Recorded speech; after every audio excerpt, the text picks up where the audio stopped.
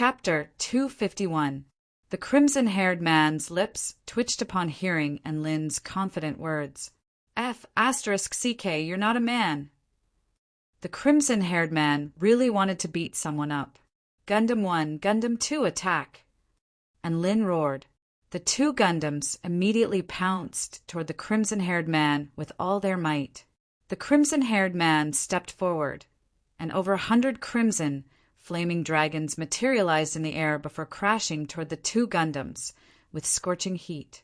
The two Gundams were extremely agile, and they transformed into a series of silver afterimages as they evaded the flaming dragons.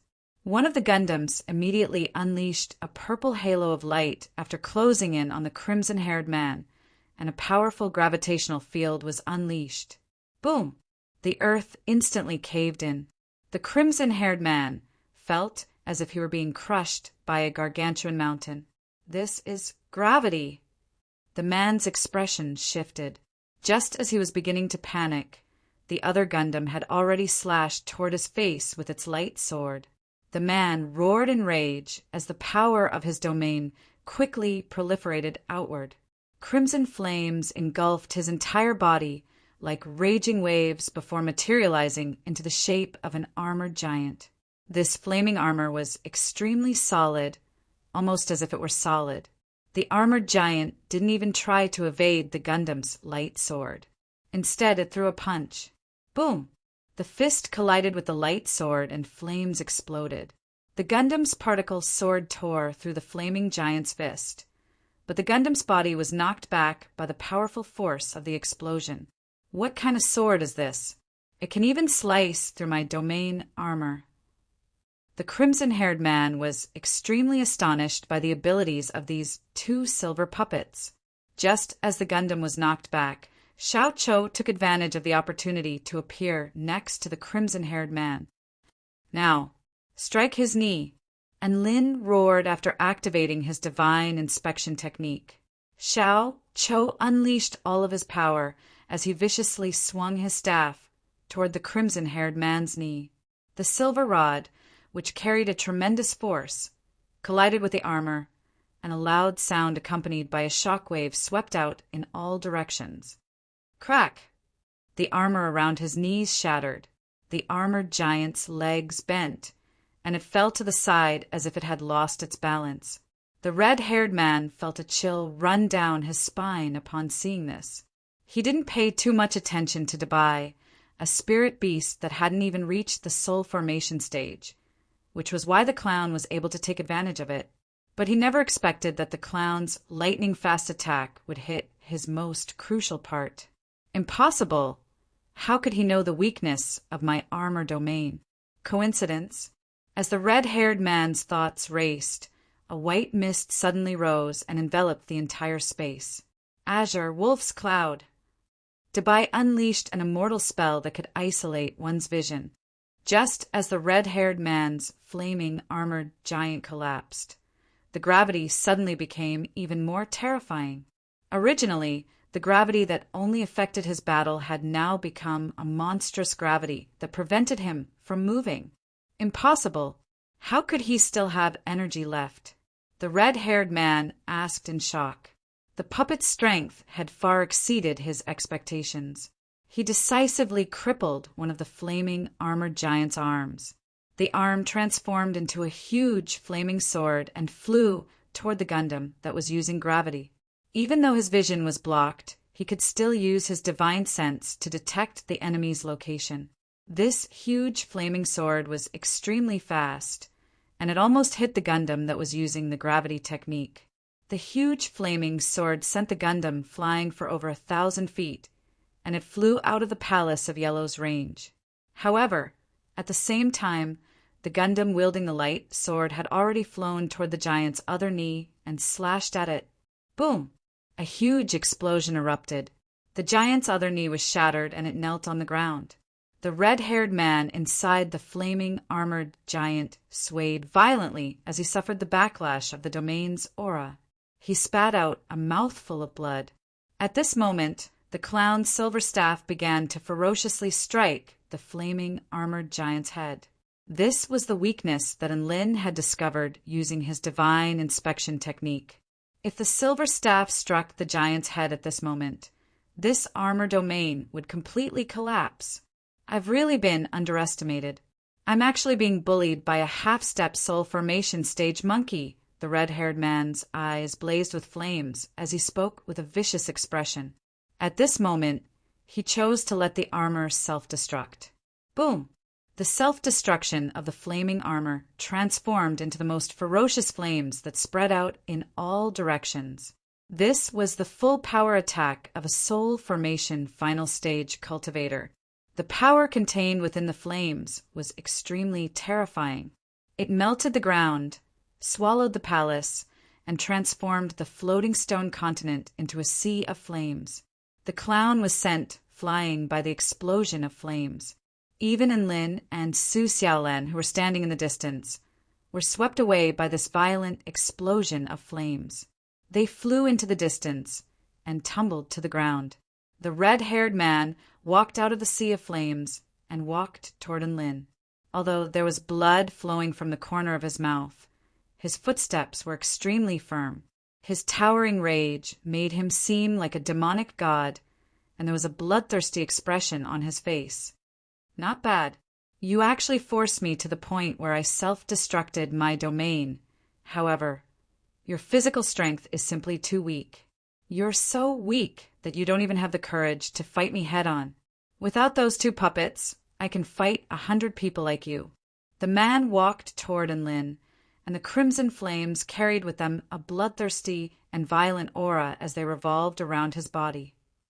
Since you've chosen to fight, you should be prepared to pay with your life if you lose. The red-haired man looked at the collapsed Lin and stabbed his finger toward Lin's heart. Now it's time for me to take your life. In the distance, a white laser arrived first. Boom! The laser struck the red-haired man's chest and sent him flying. PFFF! The man spat out a mouthful of blood. His chest was a bloody mess from the laser attack. Behind him, the dark purple dragon flames from the other Gundam arrived and engulfed his entire body. This kind of all-pervasive flame crazily attacked his body. The man howled in pain. Even though he had a soul formation stage body, his defenses would be weakened if he used too much power. The dark purple dragon fire had obviously done a lot of damage to him, and Lin seemed to be prepared for this. His eyes turned snowy white, and a pair of white wings of wind spread open on his back. He charged toward the red-haired man at a speed that was too fast to be seen by the naked eye. So fast, the red-haired man's pupils contracted, and the threat of death enveloped his entire body.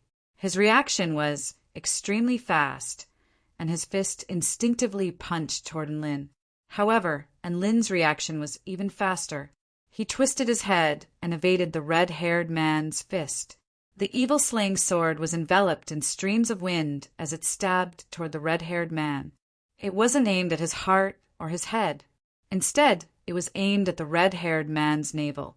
In that instant, the red-haired man finally realized that he had underestimated his opponent. The power that the man in front of him had unleashed in that instant was far beyond his expectations. What was even more terrifying was that Lin was extremely familiar with his fatal weakness. The black long sword pierced through the red-haired man's navel. The red-haired man felt as if he had been imprisoned in that instant. He was completely immobilized, and white smoke rose from his body. "I've underestimated you," the man said slowly. A faint smile appeared on Lin's face as he flipped his hair. "Remember, don't talk so much when you're fighting. If you want to flex, do it after the fight." The red-haired man's face convulsed. He liked to flex when he was fighting, and this was none of his business? "You actually died a long time ago, right?" And Lin suddenly said. The red-haired man's body trembled slightly. He looked at the man in front of him and didn't say anything. "The beast pet in my pocket told me.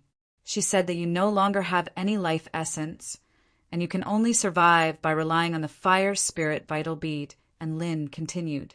"Your beast pet is really powerful." The red-haired man's body began to slowly melt. His skin turned into red lava and flowed to the ground. And Lin immediately asked upon seeing that he had already begun to melt, "Are the 3 tomb guardians behind you the same as you?" "I guess." The red-haired man's body began to melt even faster, but there was a hint of a relieved smile on his face. Splash! His body completely turned into boiling lava and fell to the ground. And Lin, Gundam 1 and Gundam 2 ran back. They had expended too much energy and had returned to their storage rings to devour spirit stones. Xiao, Cho, and Dabai also walked over. Both of them were injured. In particular, Xiao Chao's fur had been charred by the explosion, and Lin had given them blood spirit pills. He had prepared quite a few of these spirit pills that could replenish one's energy and blood. After the battle, he obtained the spoils of war as he wished. The fire spirit vital bead hovered in midair where the red-haired man's heart was, radiating a crimson light. Su Xiaolan walked over and held the fire spirit vital bead in her hand as she curiously probed the aura within it. What a rich fire essence! It's almost as rich as the holy bead in my sect. No wonder it could become the core of a soul formation final stage cultivator. You have to be careful when you use it.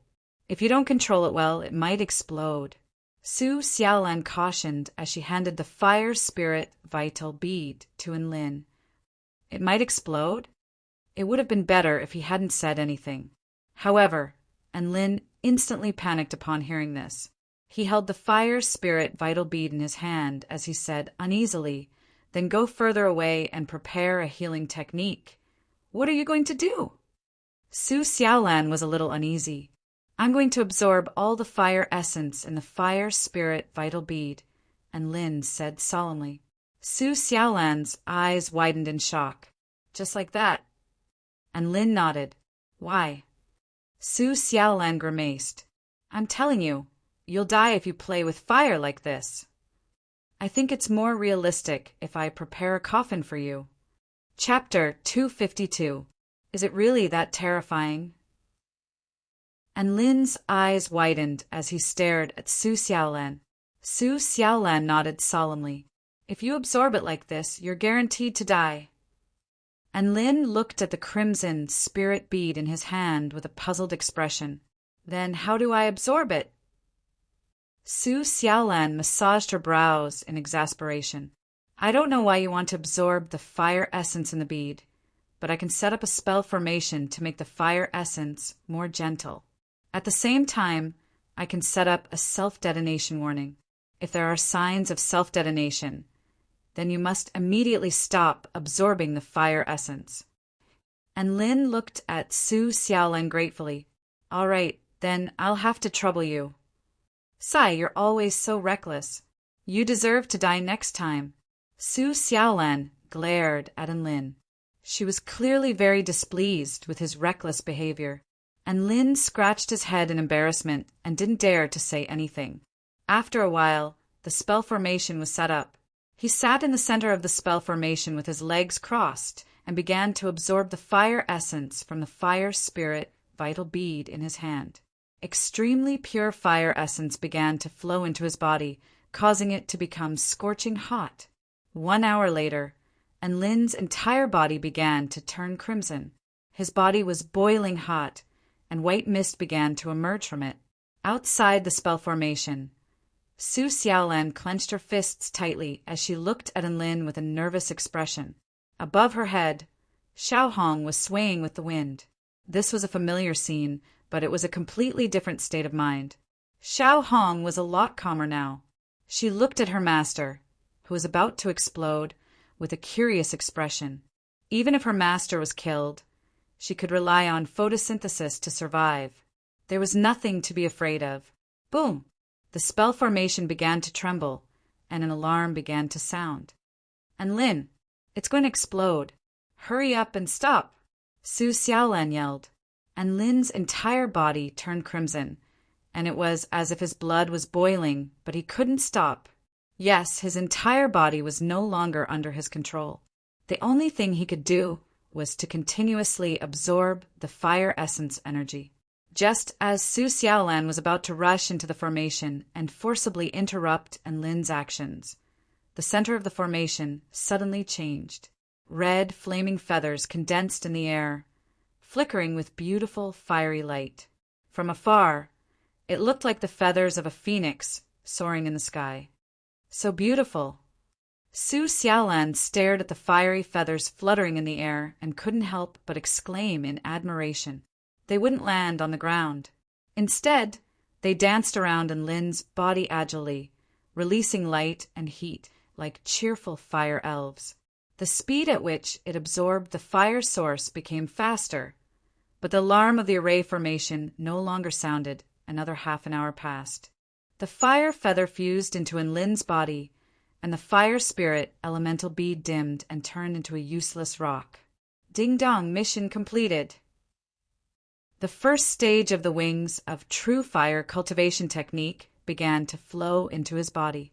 Very quickly, this cultivation technique, which contained the origin power of true fire and could greatly increase his battle prowess, completely fused with him, and Lin stood up with bright eyes. I feel like my entire body is filled with power. I feel like my blood is boiling. I want to fight. Su Xiaolan didn't expect that such a huge amount of fire essence energy would be completely absorbed by Enlin. Even though she was mentally prepared, she was still given a fright. Come, let's go to the Palace of Black. I want to fight. Enlin's eyes flickered with excitement. Dubai. Big Brother and is actually so hot-blooded? This doesn't fit his character. Xiao Chou! I don't know why, but seeing Big Brother in like this, I'm ignited. Xiao Red calmly shrank into Su Xiaolan's robes. Big sister Su Xiaolan, I think Master is courting death again. I'll hide here until the storm blows over. Su Xiaolan, and Lin didn't waste any more time and walked toward the Palace of Black first. He kicked open the door of the palace with one foot and stepped in aggressively. The tomb keeper of the Palace of Black was given a fright. However, he quickly calmed down and narrowed his eyes at Enlin. What a strong battle intent. Is this a declaration of war? Enlin looked at the tomb keeper. He was a tall and thin young man with fair skin. This man also had a pair of extremely exquisite dragon horns on his head, giving off a sense of majesty. Horned dragon? Enlin looked at the man, his eyes blazing with battle intent. What good stuff do you have here? A cold glint flashed across the young man's eyes. He patted his chest.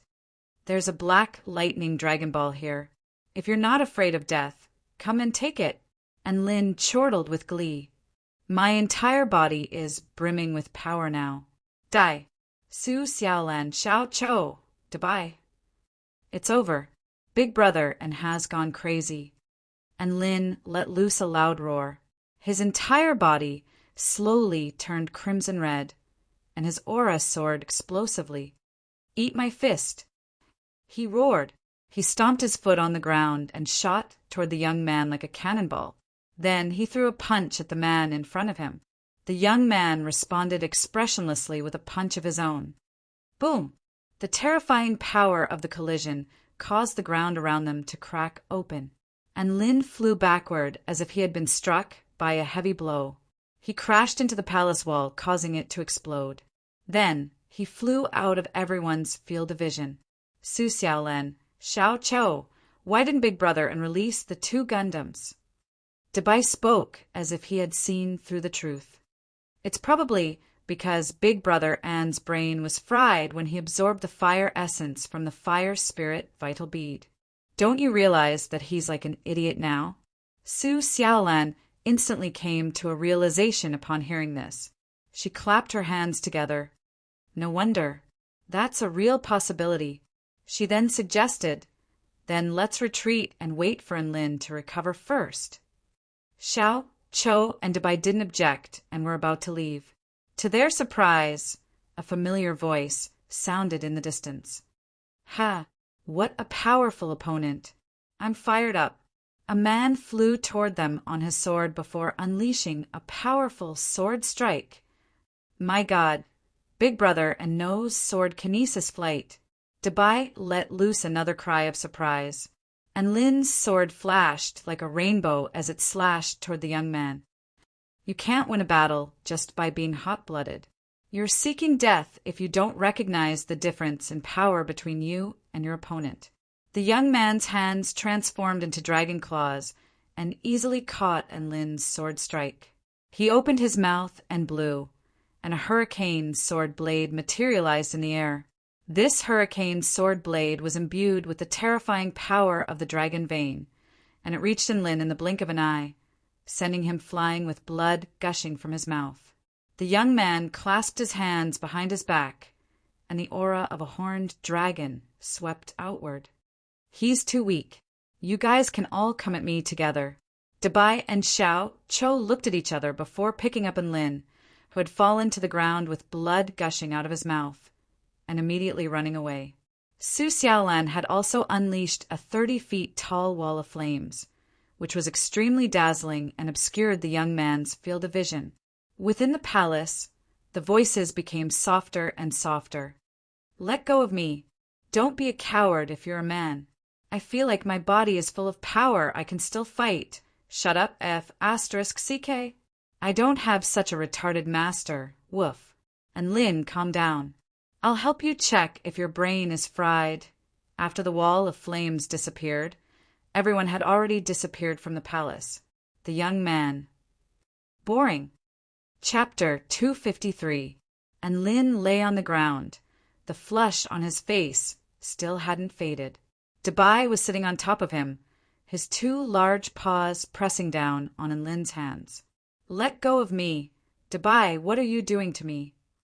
And Lin wanted to struggle, but he had just been injured and Dabai's several hundred kilograms weight was pressing down on him, so it was quite difficult for him to struggle.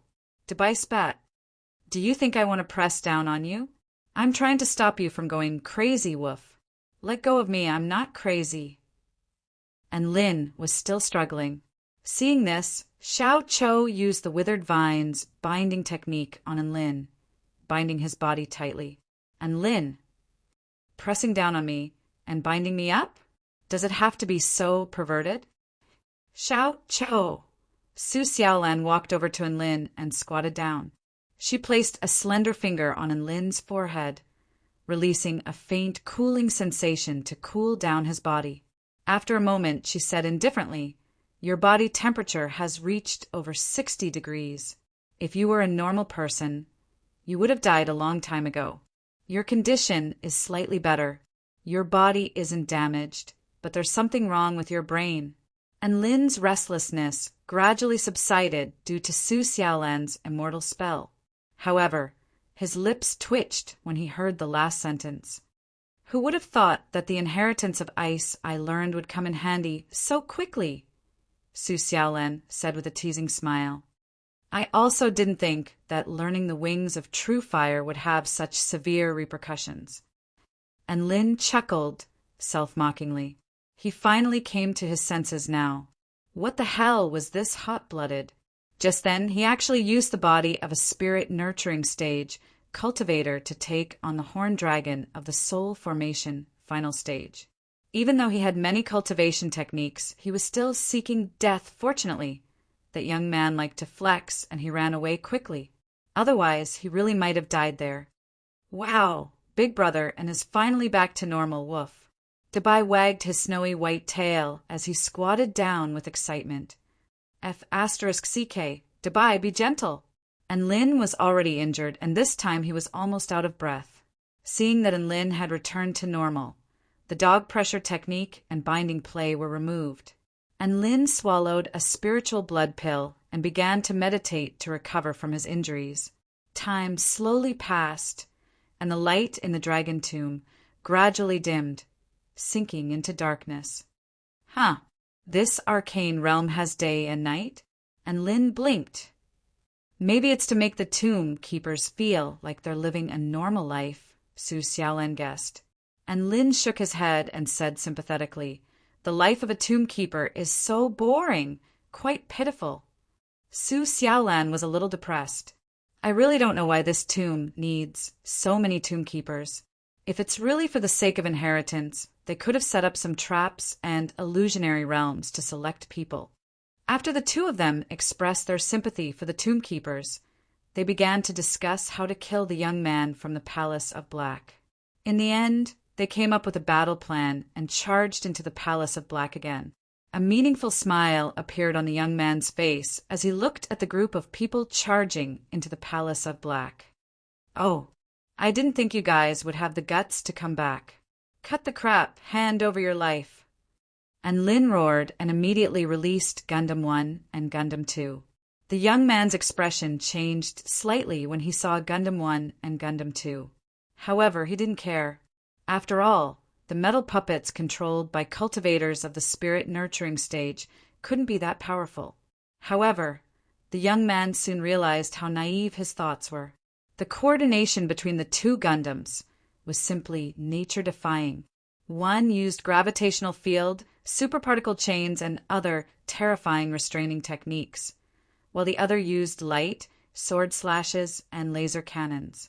The young man was overwhelmed, especially Lin, who was guiding the battle from the side like a military counselor, was able to find the young man's flaws every time, causing him to be injured again and again. "Hell!" The young man roared angrily. Dragon scales started to cover his entire body, and the power of his bloodline was completely activated. He unleashed his full strength and sent one of the Gundams flying with a punch. Blue lightning burst forth from his body, and he pounced toward Lin like a bolt of lightning. At this time, killing Lin, who was controlling the metal puppets and had the ability to see through their flaws, was the correct choice. However, just as the distance between him and Lin was reduced to a mere 30 feet, Lin suddenly burst into laughter. Boom! A terrifying pillar of flames soared into the sky and enveloped him within. Su Xiaolan made a hand seal and unleashed the full power of her divine phoenix bloodline. The flames of the pillar of flames took on a golden hue. Not only was it extremely hot, but it also had an extremely powerful restraining power. The clown unleashed his black flame domain and blocked the young man's attack head-on. Dabai whipped up a gust of wind, causing the flames of the pillar of flames to become even more intense. At the same time, Lin made a bow-drawing gesture. Flaming feathers fluttered in the air and quickly condensed into a crimson arrow. The extreme heat caused the surrounding space to distort slightly. An immortal spell derived from the first stage of the wings of true fire, Crimson God Arrow. Whoosh! The Crimson God Arrow was extremely fast, leaving a crimson trail in its wake. It passed under the clown's armpit and pierced the young man's chest. This was one of the flaws identified by the divine inspection technique. The young man was caught off guard, and the Crimson God Arrow pierced through his chest with extreme heat. The clown and Su Xiaolan retreated almost immediately after he was struck by the arrow. Gundam 1 and Gundam 2 finished charging up their superparticle photovoltaic cannons and fired. The young man only felt an arrow in his chest, which caused his defenses to falter. Then he felt the golden energy blast hurtling toward him. The superparticle photovoltaic cannons consumed a lot of energy, but they were also extremely powerful. The terrifying energy blasted the Palace of Black into smithereens and created a terrifying crater in the floating boulder. "Haha, we did it!" And Lin panted as he laughed. If he's blasted into smithereens, will the Black Lightning Dragon Ball also be blasted into smithereens? Su Xiaolan was a little worried, and Lin shook his head. "Don't worry, a Soul Formation final stage Horned Dragon won't be blasted into smithereens so easily. If it really is blasted into smithereens, then I'll be in big trouble. I still have something important to do." Gundam 1 and Gundam 2 were almost completely drained of energy. They immediately flew back into Lin's storage ring and used every second they had to replenish their energy. Howl! An earth-shattering dragon roar sounded in the midst of the flying dust and debris. Immediately afterward, a gargantuan black figure soared into the sky. It was over 1,000 feet in length, and its terrifying aura created a hurricane that blew away the dust and debris, revealing its mighty body to everyone. That's right, You think you can defeat me with this kind of attack? You're looking down on me too much. The horned dragon revealed its true form. Its voice was like a clap of thunder, and it was extremely powerful. Blood gushed out of its gargantuan body, dyeing its entire body red. It had clearly been severely wounded. Although it won't be blasted into smithereens, it will definitely be severely wounded. And Lin didn't panic at the sight of the horned dragon. Instead, he heaved a sigh of relief with a smile on his face. Do you think I won't be able to kill you just because I'm severely wounded? The horned dragon roared with rage. A monstrous dragon might erupted from its body, causing the wind and clouds to churn violently. Thick clouds began to gather in the sky as boundless lightning might began to gather. I only need one attack to deal with you guys. The horned dragon's eyes were filled with authority. Its gargantuan body rose into the sky, and it began to summon wind and rain. Countless menacing bolts of lightning began to gather in the sky before the horned dragon. And Lin raised his head and saw that the horned dragon seemed to have condensed thousands of bolts of lightning into one. An extremely fearsome lightning might cause heaven and earth to tremble. Compress, compress, and compress, the lightning within the sea of lightning condensed into a bolt of divine lightning. The divine lightning slowly turned from blue to purple, and finally there was a hint of gold within the purple. As soon as the purple-gold lightning appeared, it released a king's might that made it hard for people to breathe, causing them to feel intimidated. This final attack seems a little powerful, and Lin's lips trembled slightly. It had to be said he was a little scared. For the first time he felt uncertain. The horned dragon circled proudly in the sky. However, there was only awe and reverence in its eyes as it looked at the purple-gold lightning. This is the most powerful dragon lightning, and it's invincible below the return to void stage. Die! The purple-gold lightning descended at an incredible speed. It was like a sharp sword that sliced through the night sky, and it became the only color between heaven and earth. The horned dragon turned to look at Enlin.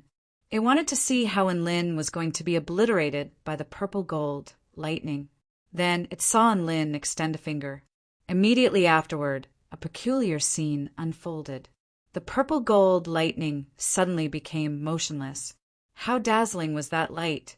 How beautiful and breathtaking it was for it to remain motionless in the night sky.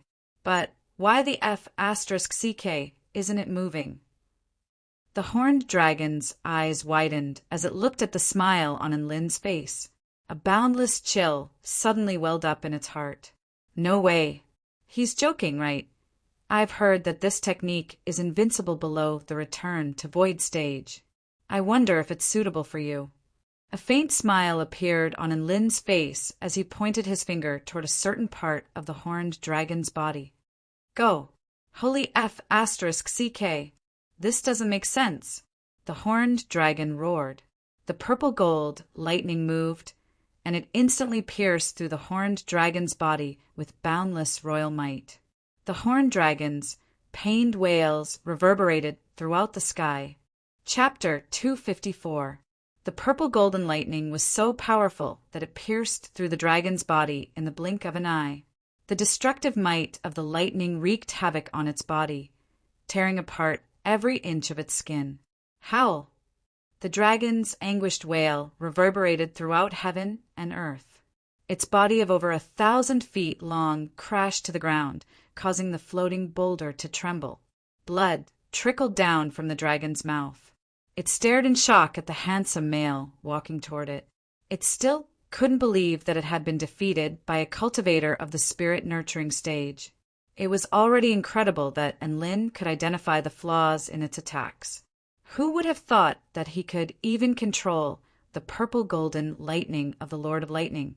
What kind of F***king freak is he? It couldn't believe it. It couldn't understand it. It's only right that you're shocked. The Demon King of Arrogance also experienced the same thing. And Lin walked up to the horned dragon and looked at its head, which was several dozen times larger than him. I'm going to suck your energy essence dry now. Do you have any last words? The dragon. Why can you control the purple golden lightning? It still hadn't figured out why it had lost. Now, it was finally able to voice out its biggest question. That's right, even if it was going to die, it had to die with clarity. And Lin replied calmly, because I'm the Lightning King of Lightning, the Lord of Lightning. The dragon's chest constricted, and it spat out another mouthful of blood. Do you have anything else to say? And Lin asked again. The dragon shook its head. I don't have any attachments in this world. All I'm waiting for is someone who can defeat me. I just didn't think that this person would be so stupid when he really came. And Lin, he didn't say anything else. He pressed his hand against the dragon's gigantic body. A white light flashed, and the dragon's energy essence quickly flowed into his body. He did this because of the system's water cultivation method mission. Stage 1 Divine Liquid Creation Technique. Condition. Absorb all the energy essence of a soul formation stage, Horned Dragon. After a year, he finally had the chance to complete this mission. He couldn't help but sigh with emotion. Su Xiaolan, Dabai, and the clown saw that Lin was sucking the weird stuff again, and they couldn't help but feel nervous. They were afraid that he would go crazy again, like last time. Soon, the horned dragon's profound energy was completely absorbed by Lin.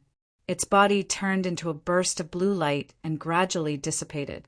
Only a bead with lightning entwined around it floated in the air, emitting bursts of energy, fluctuations. After obtaining the divine liquid creation art, Lin's aura completely changed, and a vigorous life force filled his body.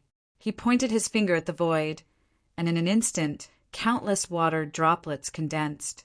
These water droplets accumulated and eventually formed the shape of a human. As the blue light shone brightly, another Lin appeared in front of everyone. Su Xiaolan, Dabai, and the clown all widened their eyes as they stared at the two Lin in front of them. These two Lin's appearance, demeanor, aura, all of their characteristics were exactly the same. They were unable to tell the difference, even though they were standing right in front of them. Seeing everyone's dumbstruck expressions, one of Lin chortled with glee. This is my new technique, water clone technique. How is it? Are you shocked? Su Xiaolan covered her mouth with her hand, and a hint of excitement appeared in her eyes. My God, you've mastered such a rare immortal spell? Normally, only returned to void stage mighty figures would be able to use this type of clone technique. And Lin leaned against Dabai with a smug expression. This is only the first stage. If I learn a higher stage cultivation method in the future, not only will I look the same, but my clone will also possess the same combat prowess as my main body. That would be truly badass. An expression of yearning appeared on his face as he spoke. Dabai the clown and Su Xiaolan all looked at him enviously. He then completely transformed into a puddle of water, drenching Dabai's entire body. Dabai, haha, you didn't expect this, did you? This is the real me. And Lin, who had remained silent this entire time, suddenly chortled with glee as if his prank had succeeded. Dabai, you're going to lose me as your supreme mount, woof! Su Xiaolan rolled her eyes at the chortling in Lin, but she also heaved a sigh of relief. And Lin's current condition appeared to be quite normal, and he didn't suddenly go crazy like he would after absorbing the fire essence.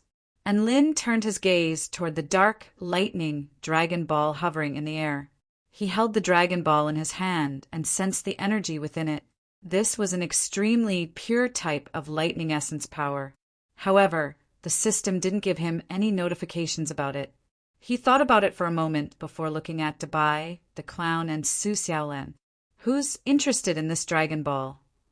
This dark lightning dragon ball was not a normal weapon. Instead, it was a special energy carrier, and Lin didn't know how to use it, so he wanted to ask if anyone needed it. Dabai shook his head. I don't get along with lightning by nature. After all, I don't like to flex. The clown also wore an uninterested expression. I've never come into contact with lightning, so it's useless even if you give it to me. Su Xiaolan walked toward Enlin and stared at the dark lightning dragon ball with a contemplative expression. How about you give this dragon ball to me? It gives me a very familiar feeling. She suddenly said after a moment of silence, and Lin was dazed.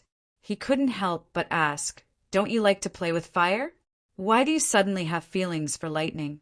Su Xiaolan also didn't understand. She shook her head and said, "I just feel that this dragon ball seems to have some kind of connection with me. Also, the lightning essence contained within this dragon ball gives me a very familiar feeling." And Lin shrugged and handed the dark lightning dragon ball to Su Xiaolan.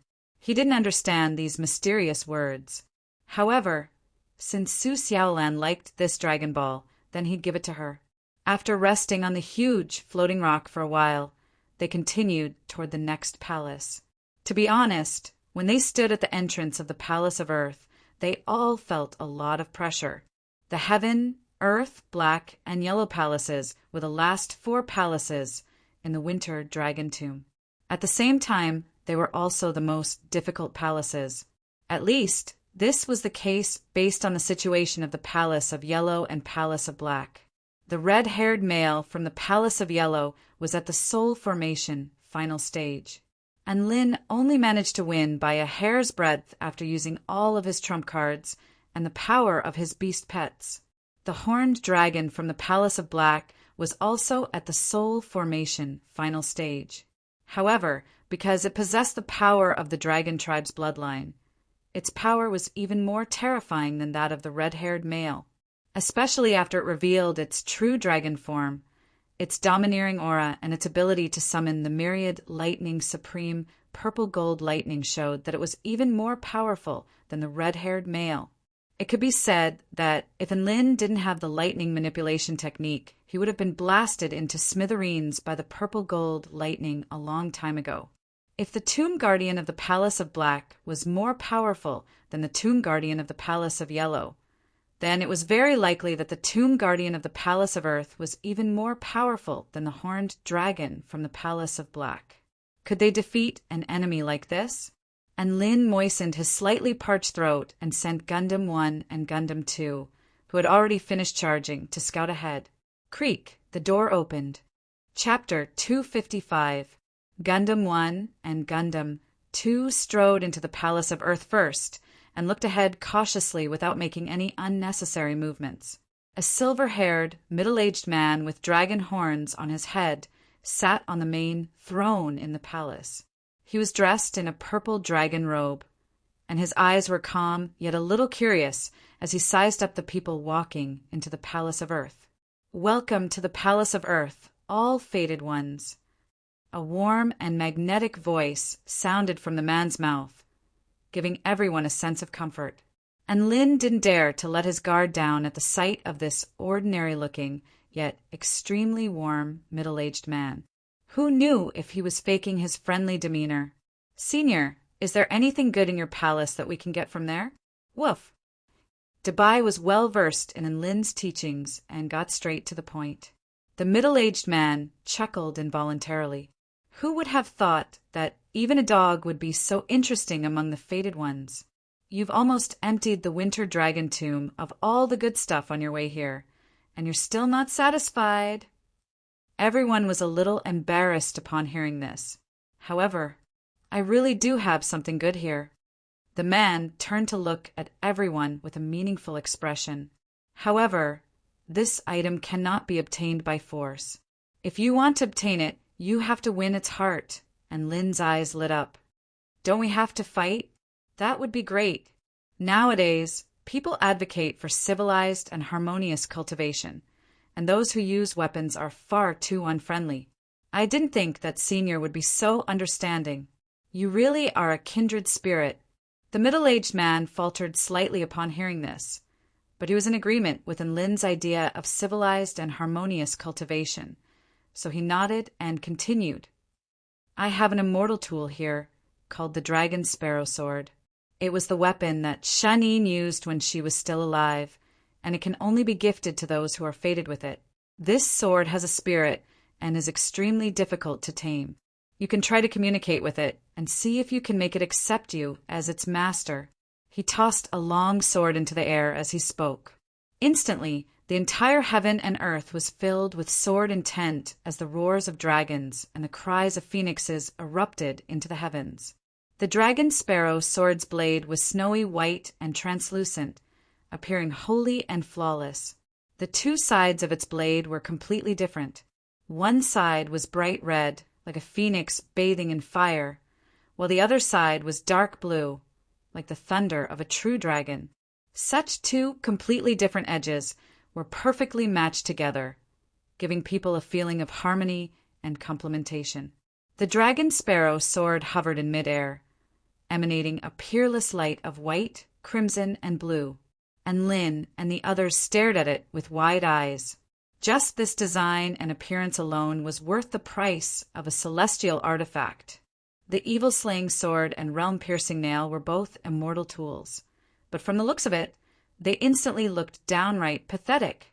It had to be said that the temptation of an immortal artifact was very big, especially such a handsome immortal artifact. And Lin had never seen such a thing in his life. Everyone's eyes were burning with eagerness. "Let me train him first, Woof." Dabai volunteered first and strode toward the dragon sparrow sword. The corner of its mouth curled up slightly, and a pair of round, jet-black eyes were filled with affection. It raised its proud and unyielding head and said softly, "Baby, follow me. I'll protect you well and be with you forever. I'll see the most beautiful scenery with you, visit the best brothels, and slay the most ferocious enemies with you. If you want, I can lick you every day, protect you every day, every day." Boom! Before it could finish its sentence, a bolt of lightning crashed toward Dabai, charring it to a crisp. Dabai opened its mouth, and white smoke exhaled from its mouth. Tears welled up in its eyes, and it appeared extremely aggrieved. "Wah, even if you don't like my confession, you don't have to be so violent, Woof!" Lightning crackled from the dragon sparrow sword, and it was clearly preparing to unleash a few more strikes. Dabai immediately fled in fear upon seeing this, not daring to provoke this hot-tempered immortal sword again. Dabai's strategy was a complete failure, and Lin didn't think that Dabai would choose this method to curry favor with the dragon sparrow sword, and he certainly didn't think that Dabai would say something so disgusting and disgusting. Goosebumps appeared all over in Lin's body. If the dragon sparrow sword kept talking, and Lin would want to beat it up, let alone strike it. "Let me try." The clown walked toward the dragon sparrow sword with a serious expression. He had a sincere expression on his face as he spoke in a clear voice. "Brother Dragon Sparrow, would you like to conquer the world with me? When I rule over the world, I'll grant you a bountiful life." And Lin and Su Xiaolan shuddered upon hearing this. Where did he learn such a crappy line? The clown continued, "This metal staff was once my weapon, but for you, I'm willing to practice my sword. I'm willing to become a monkey sword immortal." He didn't even want his weapon anymore. As expected, the dragon sparrow sword had completely won over the clown's heart. The dragon sparrow sword let out a crisp, ringing sound as wisps of crimson flames appeared in the air. The clown's entire body tensed up, thinking that he was going to suffer the same brutal punishment as Dabai. However, he soon discovered that he was wrong. The crimson flames formed a series of words in the air. They were trying to speak. The clown and Lin and Su Xiaolan's eyes all lit up, thinking that they had a chance. Words slowly appeared. "Thank you for your kindness, Brother Monkey, but don't call me Brother Dragon Sparrow. I'm a woman. Also, you're too ugly, so you don't fit my standards of beauty. You should just play with your silver staff." The flaming words slowly burned in the air. Everyone was dumbstruck as they stared at the words written on them. Boom! The words, "You're too ugly," were like the most ferocious attack, and the clown was completely dumbstruck. This was a spiritual attack that was even more fearsome than a spell technique. And Lin, Su Xiaolan, and even Dabai, who had just been struck by lightning, all turned to look at the clown with sympathy in their eyes. The flames gradually dissipated. The clown wobbled as he turned around and left. Su Xiaolan was a little concerned at the sight of the clown's ashen expression. "And Lin, is the clown going to be all right?" And Lin waved his hand. "He'll be fine. He needs time to get used to it." Both Dabai and the clown had failed, so it was time for his master to redeem their dignity. From the dragon sparrow sword's reply, it was clear that this sword was a fan of good looks, and Lin thought about it for a moment. "I'm so handsome, so I'll be a lot more stable this time." With this in mind, a confident smile appeared on his face. Just as he was about to take a step forward, a thought suddenly flashed through his mind, and he stopped in his tracks. "No, I can't go up so quickly." According to normal storylines, the person who goes up the fastest is usually the cannon fodder. The main character is usually the last to appear. And Lin turned to Su Xiaolan with a warm smile. "Su Xiaolan, ladies first. You go first." "Huh."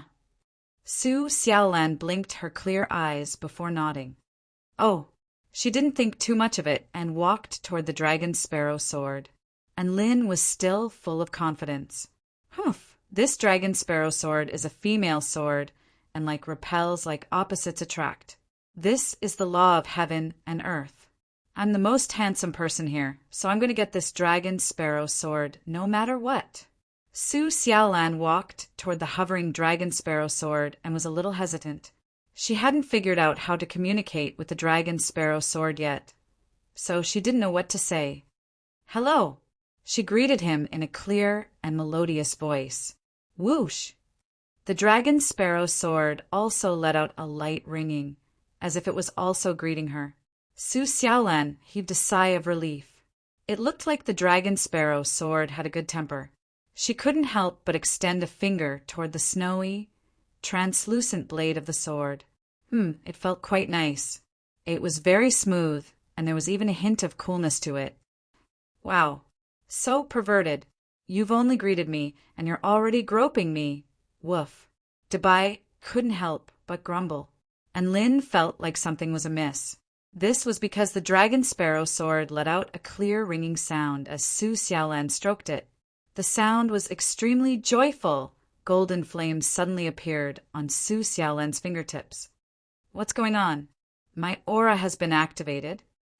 Su Xiaolan's eyes widened as she stared at the golden flames on her fingertips with incredulity. Why was the dragon sparrow sword able to activate the power within her body? It clearly hadn't accepted her as its master yet. The middle-aged man sitting on the main seat of the palace abruptly stood up with an expression of shock on his face. Suddenly, the wind and clouds surged. The dragon sparrow sword soared into the sky with an azure dragon revolving around its blade. The majestic roar of a dragon was like a bolt of divine thunder. The projection of a phoenix danced in the air, releasing a dazzling light. The dragon sparrow sword has awakened. She really has accepted me as its master. The middle-aged man's body trembled with excitement, and Lin was completely dumbstruck. Holy F***CK, the sword has accepted me as its master just like that. Chapter 256. No, there's something wrong with this plot development. And Lin stared at the dragon sparrow sword in the sky with an expression of disbelief. His heart ached so much that he couldn't breathe. Right at this moment, he came to a realization. He realized a very practical problem, and that was that the same sex didn't necessarily repel each other, and the opposite sex didn't necessarily attract each other. Where did gays come from? Where did lesbians come from? This dragon sparrow sword was a lesbian. This answer instantly crushed him. In the end, was he going to miss out on such a cool sword? Hurry up and release a drop of blood essence. The middle-aged man said to the dazed Su Xiaolan. Su Xiaolan slit her finger without hesitation, and a dazzling drop of blood essence floated in the air. This drop of blood essence, which contained the bloodline of the divine phoenix, automatically flew toward the dragon sparrow sword and finally fused with it. Whoosh! Another carefree, ringing sound rang out, and the phenomenon between heaven and earth began to dissipate. The dragon sparrow sword descended from the sky and obediently nestled next to Su Xiaolan, emitting a joyful wong-wong sound. The middle-aged man excitedly made his way to Su Xiaolan's side. "Who would have thought that the dragon sparrow sword would actually recognize a master?" he said with a trembling voice. "This is too astonishing, too unbelievable." He knew very well how proud the dragon sparrow sword was, and how difficult it was to tame it. Even if a mighty figure of the return to void stage came, it wouldn't necessarily show any respect. However, such a ferocious and unruly immortal sword actually voluntarily recognized the woman in front of him as its master. "My name is Long Ao. May I ask what your name is?" the middle-aged man asked excitedly. He didn't want to say his name earlier because he felt that there was no need to exchange names with these people. In any case, the final outcome would be him leaving in defeat, so there was no point in wasting his breath. However, he never would have thought that the dragon sparrow sword would actually recognize a master. This completely refreshed his worldview, and it also made him curious about the woman in front of him. "Oh, my name is Su Xiaolan." Su Xiaolan nodded. When Enlin heard the middle-aged man's name, he was stunned for a moment. Then he said unwillingly, "Senior Long Outyen, do you have any other good stuff here?" Long Ao was about to continue talking to Su Xiaolan. At this moment, when he heard Enlin's words, he immediately shook his head and said, "This little friend, my name is Long Ao, not Long Outyen." He thought for a moment, and his eyes lit up. "But the name Long Outyen sounds good. I'll call myself Long Outyen from now on. Senior Long Outyen, you still haven't told me if there are any other treasures here." And Lin nodded with an expression that was as if it was as expected. Long Outyen shook his head with a smile. "This dragon sparrow sword is the only thing left in the Palace of Earth. It was once Shen Yin's sword.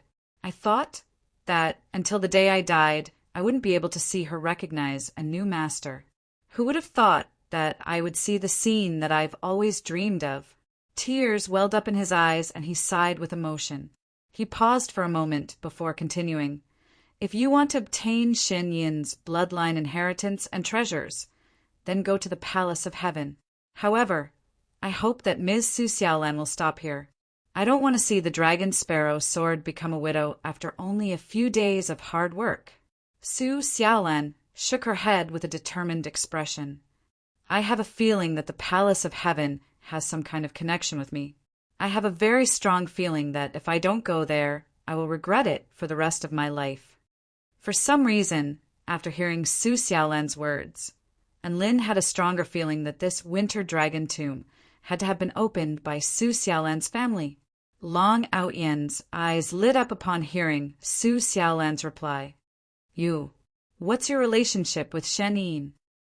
Su Xiaolan shook her head. "I don't know. I've never heard my family mention her." A hint of disappointment flashed across Long Outyen's face, and Lin suggested, "Senior Long Outyen, why don't you come with us to the Palace of Heaven? You can protect Su Xiaolan.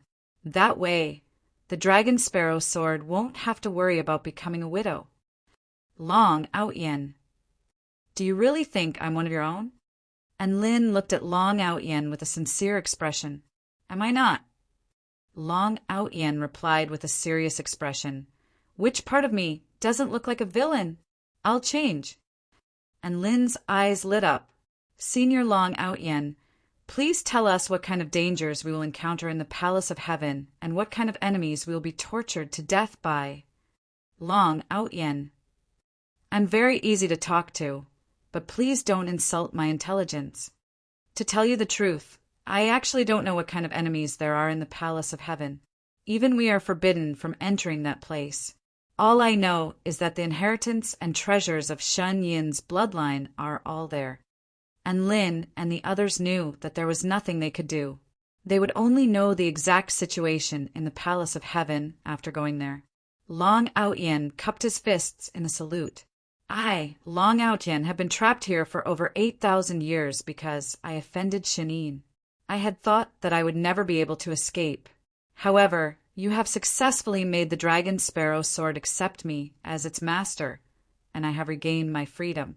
I will always remember this kindness. If we meet again in the future, I will do my best to assist you." A towering aura erupted from Long Outyen's body as he spoke. This was an aura of unparalleled power and confidence. Life has always been filled with helplessness. Everything in the mortal world has turned into nothingness in the blink of an eye. I look on as the winds and clouds move, and I am proud to be free and unfettered. Fellow cultivators, I'll be taking my leave first. If the heavens want to suppress me, I will defy them. The day we meet again will be the day that I, Long Outyen, become renowned across the entire continent. Long Outyen was full of heroic spirit as he displayed his majestic and glorious figure to Lin and the others.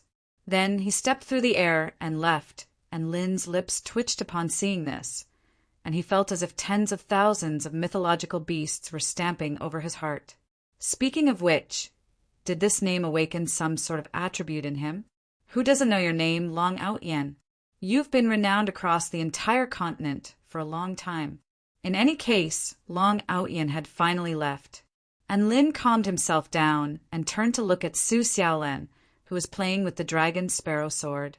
The dragon sparrow sword flew around Su Xiaolan like a mischievous little girl. Su Xiaolan was burning her with flames, but she was controlling Su Xiaolan's flames in reverse, making the flames dance around the sword like fairies. Sigh. She's beautiful, and her sword is beautiful. What a perfect combination. And Lin shook his head and sighed. He pulled out the evil slaying sword and looked at the inky black blade. Look at the dragon sparrow sword. It can still play with its master. What about you? F***CK.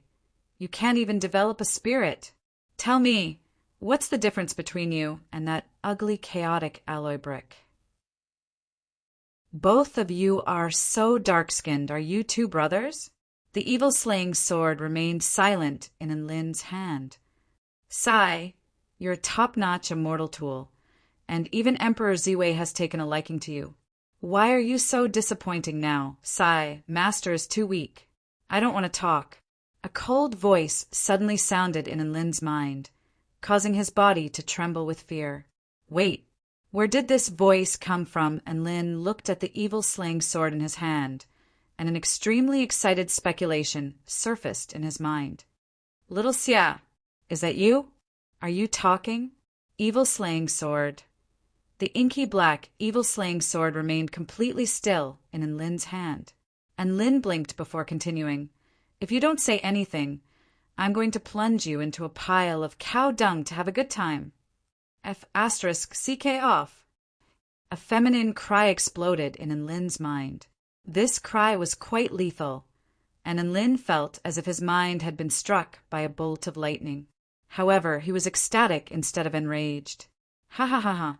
Look, my sword has developed a spirit as well. And Lin's exclamation drew the attention of Su Xiaolan, Dabai, and Xiao Chou, and Lin tossed the evil slaying sword into the air. Little Xia, perform a sword dance. The evil slaying sword flew through the air in a parabola before falling to the ground with a clang right before everyone's eyes. Su Xiaolan and Lin. Chapter 257. Little Xia, give me some face, and Lin pleaded. The evil slaying sword remained motionless like a piece of scrap metal, and Lin blushed as he glanced at the dumbstruck crowd. F***CK, so awkward. Haha, it's fine. Perhaps your sword is too tired and doesn't want to move. Su Xiaolan immediately offered words of consolation upon seeing Lin's expression. She didn't know whether Lin's evil slaying sword had a sword spirit or not, but she felt that it was best not to continue such an awkward situation. Thus, she took the initiative to defend Lin, and Lin nodded with disappointment and picked up the evil slaying sword. He suddenly recalled something. It was a mission from the system. Stage 1 Divine Weapon Origin Energy. Condition: nurture a weapon spirit. His evil slaying sword clearly had a spirit, and it could even insult its master. Why didn't it indicate mission completion? Xiaolan, I want to ask if my evil slaying sword can speak counts as nurturing a spirit. And Lin asked in confusion. Su Xiaolan shook her head. Of course not. The nurturing of an immortal sword refers to the fact that the sword spirit can detach itself from the body of the sword and materialize a body. The fact that the immortal sword can speak only means that the weapon possesses intelligence and is in the spirit condensation stage. And Lin was a little disappointed to hear this. He had heard of countless ways to nurture a spirit in a weapon, but it all differed from sword to sword. Who knew which one this evil-slaying sword was good for? Little Xia, how can I nurture a spirit in your sword? And Lin persisted in his question. The evil-slaying sword remained motionless and didn't respond at all. And Lin, all right, he resigned to his fate. This was a cold and aloof sword. Its stupid master didn't deserve to speak to it. After resting for a while, everyone set off toward the last palace, the most mysterious and terrifying place in the Winter Dragon Tomb, the Palace of Heaven. The first 2 batches of cultivators who entered the Winter Dragon Tomb never made it out again after entering the Palace of Heaven. And Lin stared at the palace that was glowing with a holy white light, and his heart was filled with unease. The light seemed to be telling him all the beauty of the world. It was an irresistible charm. After staring at it for a long time, he would have the urge to rush into the palace to find out what was going on. The Palace of Heaven was extremely huge. It was more than 10 times larger than an ordinary palace. The gigantic floating rock that supported the Palace of Heaven looked like a lifelike dragon's head from above. It faintly exuded a supreme majesty. Same old rules. We'll let the 2 Gundams take the lead. If the enemy is too powerful, we'll run, and Lin instructed. Gundam 1 and Gundam 2 pushed open the door and entered, and Lin and the others followed behind them with tense bodies. Why isn't anyone here? And Lin was startled by the scene before him. The interior decorations of the palace couldn't be considered luxurious. It could only be said to be simple and elegant. There's a faint scent of wood, but it didn't have that domineering air of supremacy. In the center was a pillar of white light that shot into the sky. That was probably the source of the Palace of Heaven's holy light. From the outside, this holy light was extremely alluring. However, from the inside, this holy light gave off a sense of peace and tranquility. Before everyone had a chance to investigate, a figure materialized in front of the pillar of light. Gundam 1 and Gundam 2 suddenly activated the ion deprivation protection formation. A blue barrier of light enshrouded everyone within. A white streak of light, as sharp as a saber, suddenly swept toward them. Boom! The white streak of light collided with the ion deprivation protection formation, and energy swept forth in all directions in a frenzy. The blue barrier of light trembled violently for the first time, as if it was on the verge of collapse. This attack caught everyone off guard. Thankfully, Gundam 1 and Gundam 2 were robots, so they were able to react quickly and calmly. Thus, they were able to block this attack. Oh, that's an interesting puppet. Was it created by the Purple Star? An ethereal and distant voice that sounded like the sounds of nature suddenly rang out. The figure in front of the pillar of light descended to the ground. It was a tall and slender woman in a white dress, and Lin turned to look at the woman. Her features were elegant and serene, as if she were a celestial maiden. She had a pair of silver dragon horns on her head, which were so intricate that it was mesmerizing to look at them.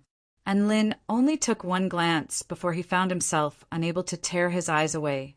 These dragon horns were like the most perfect artwork in this world. They were even more alluring than the woman's exquisitely beautiful face.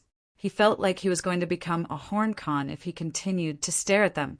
Not only in Lin, but even Su Xiaolan, Dabai, and Xiao Cho couldn't help but stare at the pair of dragon horns. They were even fantasizing about whether that pair of flawless dragon horns was the reward for entering the Palace of Heaven. If they really were dragon horns, they wouldn't be surprised in the slightest. Instead, they felt like it was only natural. Have you seen enough? The woman in the white dress wasn't surprised to see everyone staring at her dragon horns. Instead, she smiled lightly. "Yes, Senior. May I ask if the reward for entering the Palace of Heaven is dragon horns?" And Lin asked with a respectful expression. That's right, even though Long Outyen had said that the reward would be something like Shen Yin's bloodline inheritance or some sort of treasure, and Lin still hoped that the reward would be this pair of dragon horns. That's not it. The woman in the white dress wasn't enraged. Instead, she replied with a smile, "It's something that's not inferior to this pair of dragon horns in the slightest. However, in order to obtain it, you'll have to undergo some trials." "What trials?" And Lin asked curiously. "The first trial is a trial of combat strength." The woman in the white dress materialized a sword of wind with a warm smile on her face. However, the killing intent emanating from her body was as cold as ice, causing everyone to tremble in fear. "Gundam 1, Gundam 2. And Lin yelled, "Whoosh!" The woman in the white dress stepped forward and instantly appeared in front of the two Gundams before slashing down with her wind sword. One of the Gundams had just activated its ionic deprivation protection formation when the woman in the white dress sliced a gaping hole into it. The other Gundam's lightsaber was already slashing toward the woman's waist. It was as fast as lightning, like a flash of light. The woman's slender fingers formed the shape of a dragon's claw as she gripped the air. Crack! An extremely mystical power froze the space around her and stopped the Gundam's light sword in its tracks. She stepped back and slashed her wind sword at an even faster speed toward the Gundam in front of her. Then, a scene that left Lin and the others in shock unfolded. It was clearly a sword formed from condensed energy and didn't rely on any divine weapons. However, an ear-piercing screech of metal erupted as the wind sword collided with the Gundam's body. In Lin's eyes, the seemingly indestructible Gundam was sliced open by the wind sword amid a shower of sparks and sparks. The Gundam flew back as if it had been struck by a heavy blow. The other Gundam pounced toward the woman again. The woman turned around and punched it in the abdomen. Boom! Heaven and earth tremored violently, and Lin saw the space around the Gundam's abdomen begin to warp and crumble. Countless cracks instantly appeared on the Gundam's silver metal armor, and its body flew back like a cannonball.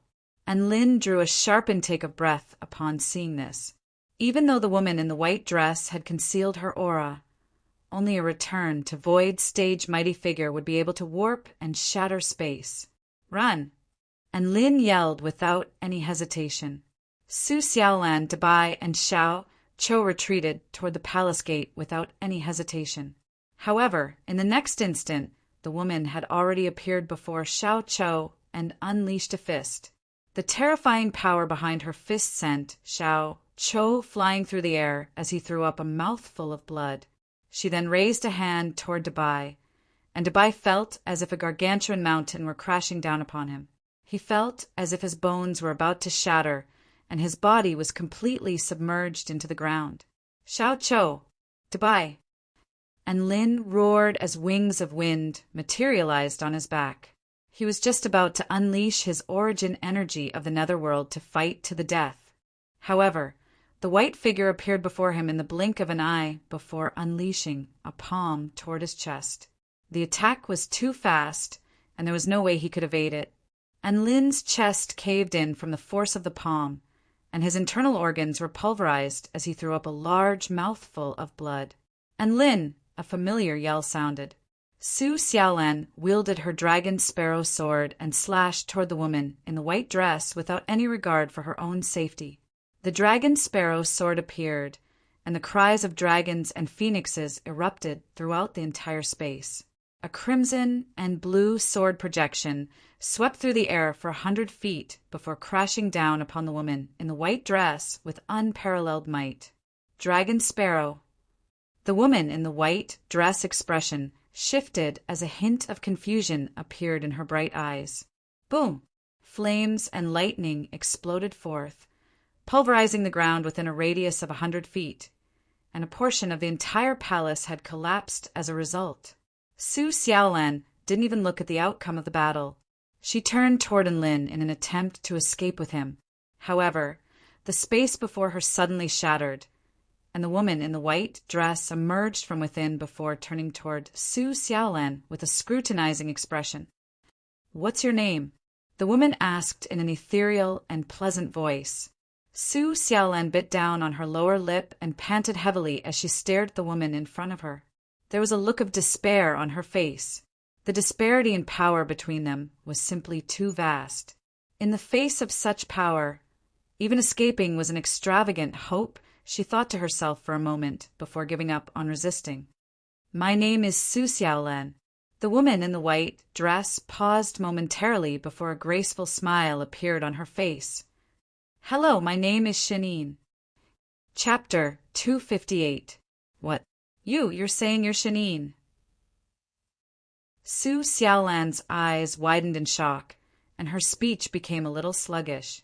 And Lin, Xiaoqiu, and Dabai were also staring at the woman in a white dress with dumbstruck expressions. Shanine? What a joke! Wasn't this winter dragon tomb where winged dragon Shanine was buried? If the tomb keeper of the Palace of Heaven was Shanine, then didn't that mean that she had built a tomb for herself and was playing as the tomb keeper? What kind of joke was that? The woman in a white dress nodded with an earnest expression as she replied to Su Xiaolan's question. "I am Shanine, the owner of this dragon tomb." Su Xiaolan, and Lin Dabai, and Xiaoqiu.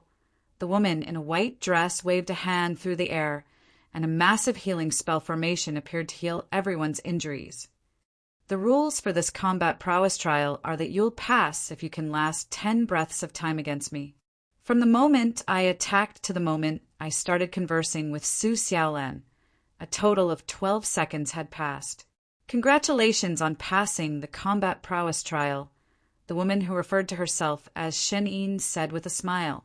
And Lin and the others finally heaved a sigh of relief upon hearing this. This Shanine was a return to Void Stage mighty figure. It would be impossible for them to defeat her. Just thinking about the battle that had just taken place gave them a sense of lingering fear. The healing spell formation continued, and Enlin and the others' injuries were significantly alleviated, allowing them to stand up again. The 2 Gundams also returned to their storage rings and began the arduous process of charging vital stones to automatically heal their injuries. After so many battles, the 2 puppets had already absorbed tens of thousands of spirit stones. Thankfully, Enlin was a tycoon. Otherwise, his heart would be aching to death. Just as everyone was reluctantly accepting the fact that the woman in a white dress was Shanine, Shanine spoke again. She was still talking to Su Xiaolan, and it was clear that she was very interested in Su Xiaolan. "My little friend Su Xiaolan, can I use a spell technique on you?" Su Xiaolan asked cautiously, "What kind of spell?" "A bloodline appraisal spell technique. To tell you the truth, I think you and I are relatives." With K.R.'s pride, there's no way she would accept a cultivator of the spirit nurturing stage as her master, unless she has a familiar scent on her.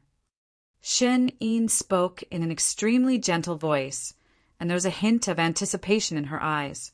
Su Xiaolan pondered for a while before nodding in agreement. With Shen-Yin's power, if she wanted to harm her, she wouldn't be able to defend herself even if she used some kind of spell technique. Shen-Yin taking the initiative to make a request was a sign of respect for her. She was also curious about the connection between her and the Palace of Heaven, so there was really no reason for her to refuse. And Lin, Dabai, and Xiaoqiu's eyes also widened in shock. They had previously speculated that this dragon tomb was owned by Su Xiaolan's family, but who would have thought that even the owner of the tomb, winged dragon Shanine, would want to confirm this as well? A red glow appeared on Xinyan's slender finger, and she gently tapped it towards Su Xiaolan's forehead. Su Xiaolan's eyes were slightly closed, and her eyelashes trembled. There was a hint of nervousness on her petite face, and Lin stared intently at Shen Yin's expression, watching as her expression changed from one of indifference to one of confusion, and then to one of realization. Shen Yin lowered her hand, and the spell technique was completed.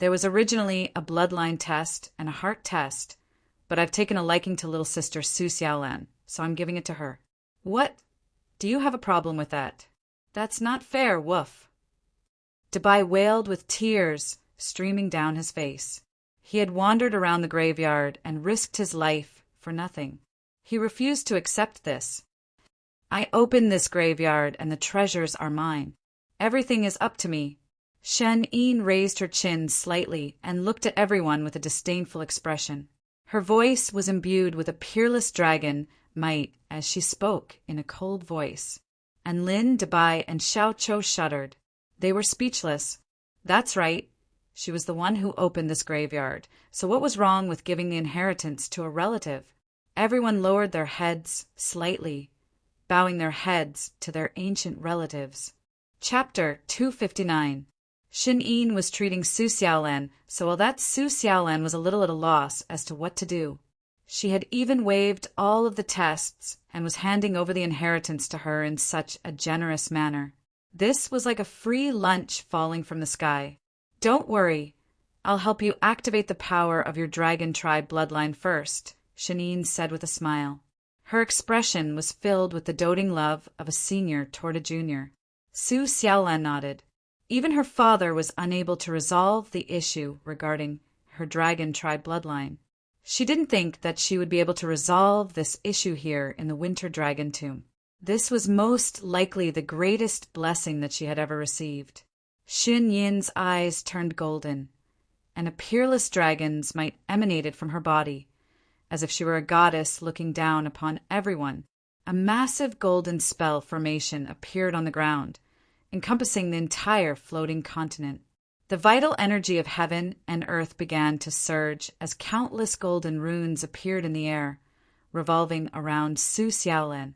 Shen Yin uttered a series of hand seals as her fingers moved through the air in a nimble manner. Ancestral dragons, divine might, break all restrictions. Shen Yin finally said something that Lin could understand before pointing two fingers toward Su Xiaolan's glabella. Boom! The spell formation quickly activated as countless runes surged into Su Xiaolan's body in a frenzy. Su Xiaolan's brows furrowed slightly as she let loose a pained moan. 15 minutes later, something seemed to have awakened within her. Su Xiaolan's aura transformed into the aura of a queen that reigned supreme over all things. Her eyes had turned a pure golden color, and a pair of phoenix wings spread open on her back. There was also an azure dragon winding around her curvaceous body, making her appear even more noble and inviolable. And Lin almost knelt down upon seeing Su Xiaolan in this state. This was a super evolved version of Su Xiaolan. She was so dazzling. Soon, Su Xiaolan's eyes turned black and white again, and her aura began to recede. Meanwhile, Shen Yin's body swayed slightly, as if she had overexerted herself. Su Xiaolan hurried over to support Shen Yin with a grateful yet nervous expression. Thank you, big sister Shen Yin. Are you all right? Shen Yin shook her head. It's fine. Let's begin the next step of the inheritance. I will give you my knowledge, comprehension, and the last bit of bloodline power I have left. After saying that, she ignored Su Xiaolan's reaction and pointed her finger at Su Xiaolan's forehead again. This time, the inheritance was much more low-key. There were almost no ripples in the surroundings. Time passed by bit, and Lin laid on top of Dabai, not knowing what to do. He could only silently admire the two beauties who were standing still. Hey, Dabai, these two women, which one do you like more? And Lin suddenly asked out of nowhere. Dabai was just amazed by Su Xiaolan's full power. At this time he replied without hesitation, Of course it's Su Xiaolan, woof. Bang! Dabai's head was smashed angrily. I'll give you one more chance, and Lin said in a cold voice, Dabai. Shen Yin. And Lin nodded with satisfaction. As a beast pet, how could he like the same woman as boss? Just as the two of them were joking around, Su Xiaolan's inheritance had already concluded. Xin Yin lowered her finger from Su Xiaolan's forehead with a relieved expression on her face. She raised her finger, and ripples spread through the air. A translucent, snow-white ring emerged from thin air before being gently pinched between her fingers. She picked up Su Xiaolan's delicate hand and slowly slipped the ring onto her finger. White, holy light shone upon the two of them, creating a circle on the ground that separated them from the outside world. It was as if the two of them were the only people left in this world. Xin Yin's smile was extremely beautiful and natural. Su Xiaolan's face was slightly flushed with trepidation. The two peerless beauties in the magnificent palace, under the holy and solemn light, successfully completed the transfer of the rings. And Lin, Dabai, and Xiao Cho stared blankly at this scene. They felt that it was so beautiful and harmonious, and they felt as if something was about to awaken in their hearts. And Lin quickly came to his senses, and he suddenly had a feeling that Su Xiaolan was about to be taken away from him. Fortunately, the ring transfer ceremony concluded very quickly, and the holy light that had appeared out of nowhere also dissipated. Big sister Shen Yin. Su Xiaolan stared at the woman before her with a slightly entranced expression.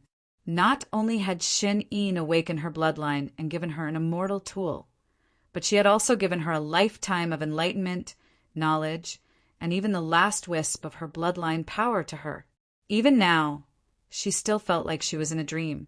What had she done for Shen Yin to treat her so well?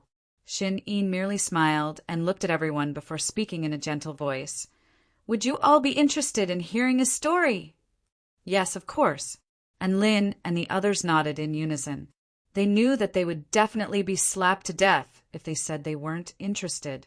A reminiscent expression appeared on Shen Yin's face, and her expression became even more gentle, as if she were a gentle woman from the Jiangnan region. All right, then I'll tell you a story. It's about me.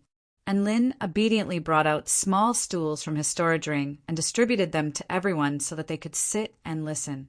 Everyone sat up straight and looked at Shen Yin with expressions that said, I'm ready. Please begin your performance, big boss. Shen Yin's lips twitched slightly, and she felt as if the atmosphere had been ruined. However, as expected of a mighty figure like Shen Yin, she quickly regained her composure and began to narrate the story. However, to everyone's surprise, what came out of her mouth was not words, but a series of incredibly beautiful syllables. A beautiful melody floated in the air. This was the sound of nature, the most beautiful song. A series of images appeared in everyone's minds as they listened to Shen Yin's song. These weren't just images, but images that were imbued with a person's memories, emotions, and even enlightenment. They saw the dazzling dragon court deep in the ocean, and they saw a little girl who was still in her infancy. Her name was Shen Yin, and Lin didn't understand what Shen Yin was singing, but he could clearly sense the innocence imbued within her voice. Shen Yin was obedient and adorable. She had a pair of perfect dragon horns that all of her brethren were extremely envious of, and she also possessed the purest bloodline of the ancestral dragon. She was born with golden eyes and a body that reigned supreme among her brethren. Her cultivation progressed at a rapid pace, and she soon evolved from a WYRM to a cloud dragon, then a horned dragon. Her beauty was exquisite, and her power was unmatched among her peers. She was the most dazzling pearl in the dragon court, and even the Dragon King had nothing but praise for her. She was referred to as the Heavenly Dragon Maiden. Her singing gradually became more and more high-spirited.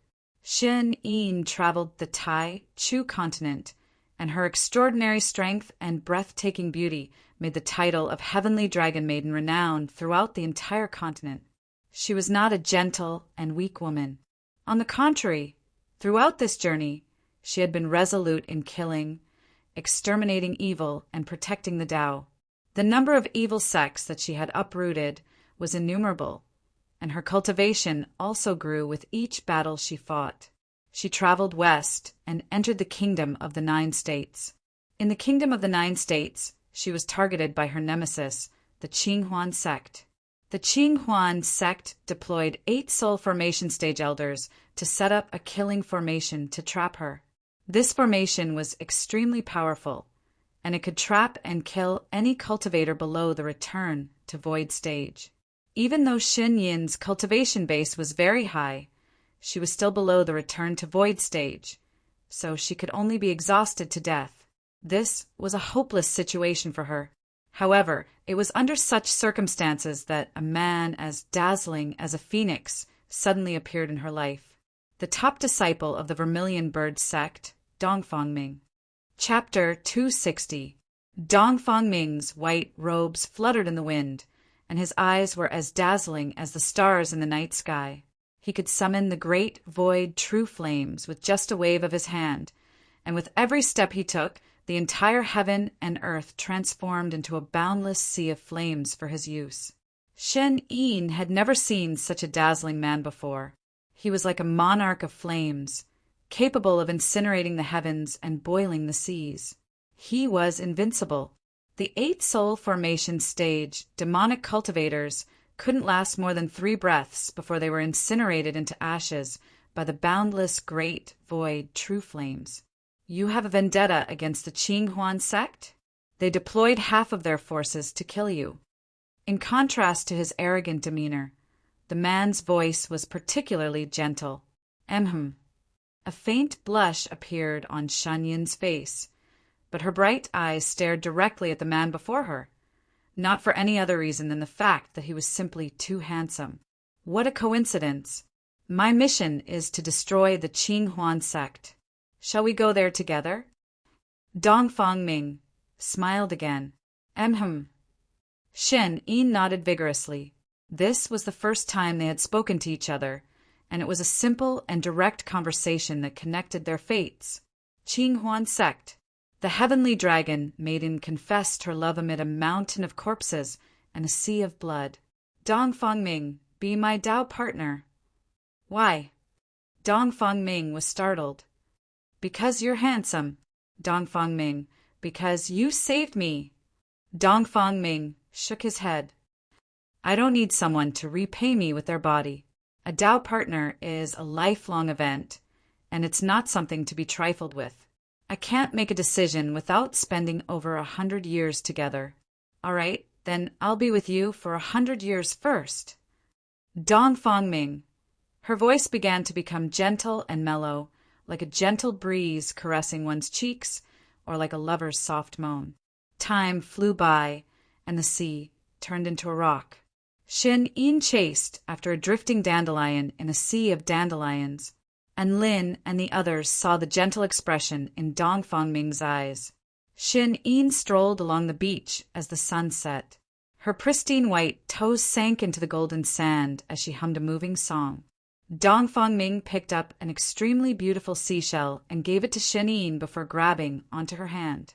And Lin and the others could feel the warmth of Dongfangming's hand and the love in his eyes. Xiaoming, I plan to forge a celestial artifact that contains the power of a true dragon and a heavenly phoenix for our child. We're not Taoist companions yet, and you're already thinking about what weapons our children will use. It's only a matter of time. Half of the 100-year promise has already passed. The 2 of them roamed the 9 states, looking for materials to forge weapons. In order to forge this immortal weapon to perfection, the 2 of them even sacrificed their own bloodline power to fuse into the weapon. On the day that the dragon sparrow sword was completed, the true dragon and heavenly phoenix intertwined in midair, and a phenomenon of heaven and earth instantly took place. Xiaoming, hug this sword as if you are hugging our child. After all, this sword has the aura of our bloodline. Then, do we still want to have children? Ah, you scoundrel, you finally admit that I'm your Tao companion? Fool, if I didn't treat you as my Tao companion, only an idiot would waste 80 years to accompany you. Shen Yin, in another 20 years, I'll go to the dragon court and marry you. All right, I'll wait for you. Shen Yin's singing voice suddenly changed. An extremely fearful emotion began to appear in her voice. A series of scenes that she didn't want to recall began to appear in her mind. The failed Tao integration stage product of the Purple Star Realm, the God-Fiend of Six Paths, led 100,000-strong ghostly army toward the Dragon Court of the Eastern Seas. The ghostly army wreaked havoc, and the East Sea was transformed into a bloody, ghostly realm. Shen Yin looked on at this despairing scene, only to find Dong Fangming standing in front of her again. He was still as dazzling as ever. His entire body was like the sun, illuminating Shen Yin's entire world, just like when they had first met. But this time, it was different from when they first met. This was the day that they would be parted forever. The God-Fiend of Six Paths was extremely powerful, and Dong Fangming had to expend all of his power in order to defeat the God-Fiend of Six Paths and completely crush the Ghost Tribe army. Dong Fangming lay in Shen Yin's arms. His aura was like a candle in the wind, but the gentle expression on his face remained unchanged. Shen Yin, I've invented a bloodline transplant spell technique that can transfer my power to you. No. You have to live. Have you forgotten our promise? There's only 2 years left. There's only 2 years left. The young woman sobbed with extreme grief. The phoenix bloodline flowed through her body like a gentle stream, warming up her frosty body and soul. I'm sorry, I didn't keep my promise. Her voice was imbued with boundless sorrow and remembrance, drawing tears from the listener's eyes. And Lin and the others all burst into tears at the sight of Dong Fangming's death.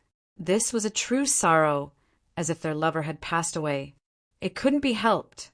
They were simply too immersed in the tragedy. Su Xiaolan clasped a hand over her heart as tears welled up in her eyes. Xiao Ming, why did you leave me?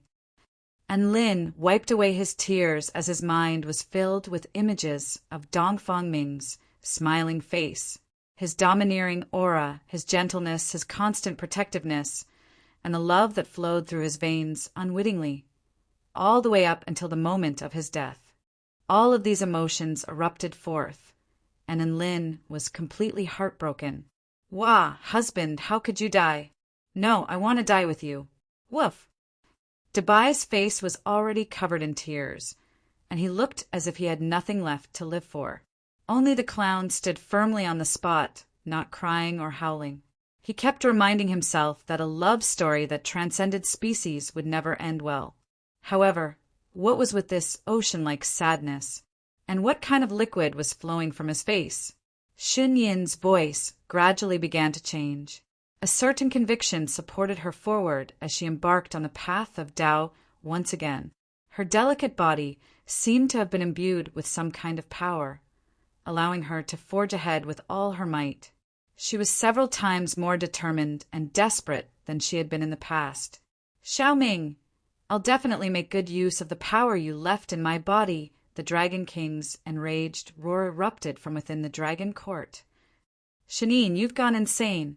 How can the Tao of a phoenix and the Tao of a true dragon be combined?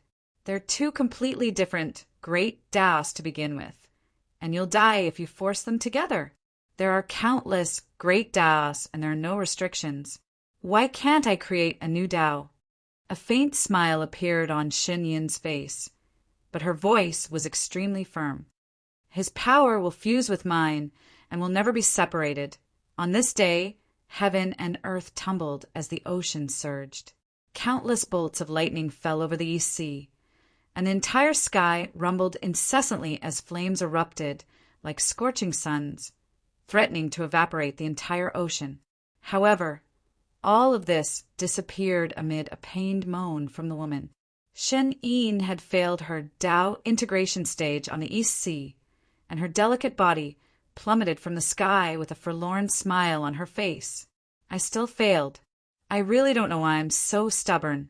If only I had materialized the true Dragon Tao earlier. Shen Yin was feeling a little self-deprecating, but for some reason she didn't feel any remorse in her heart. All she felt was regret that she had failed her Tao integration stage. She had used a mystic technique to solidify her consciousness in order to delay her own death. She arrived at the place where she had first met Dong Fangming. This was the plateau between the Heavenly River State and the Stone Dragon State. What should I call it? I met you in winter, and it was also winter when you left me. How about I call it the Winter Dragon Tomb? Shan'in had constructed a tomb for herself and sealed herself within the divine spirit pillar, waiting for the fated person who could inherit her power.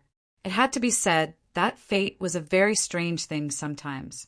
A beautiful woman had arrived at this dragon tomb. She possessed the bloodline of the true dragon and the divine phoenix. She had a bloodline connection with Shan'in, and she had received the approval of the dragon sparrow sword. Shan'in felt like if she and Dongfang Ming were to have a child, it would definitely be someone like Su Xiaolan. Her thousands of years of waiting had not been in vain. She had found someone who was both very surprising and very satisfying to her. The song drifted into the distance, and Shan Yin's body began to fly toward the pillar of white light.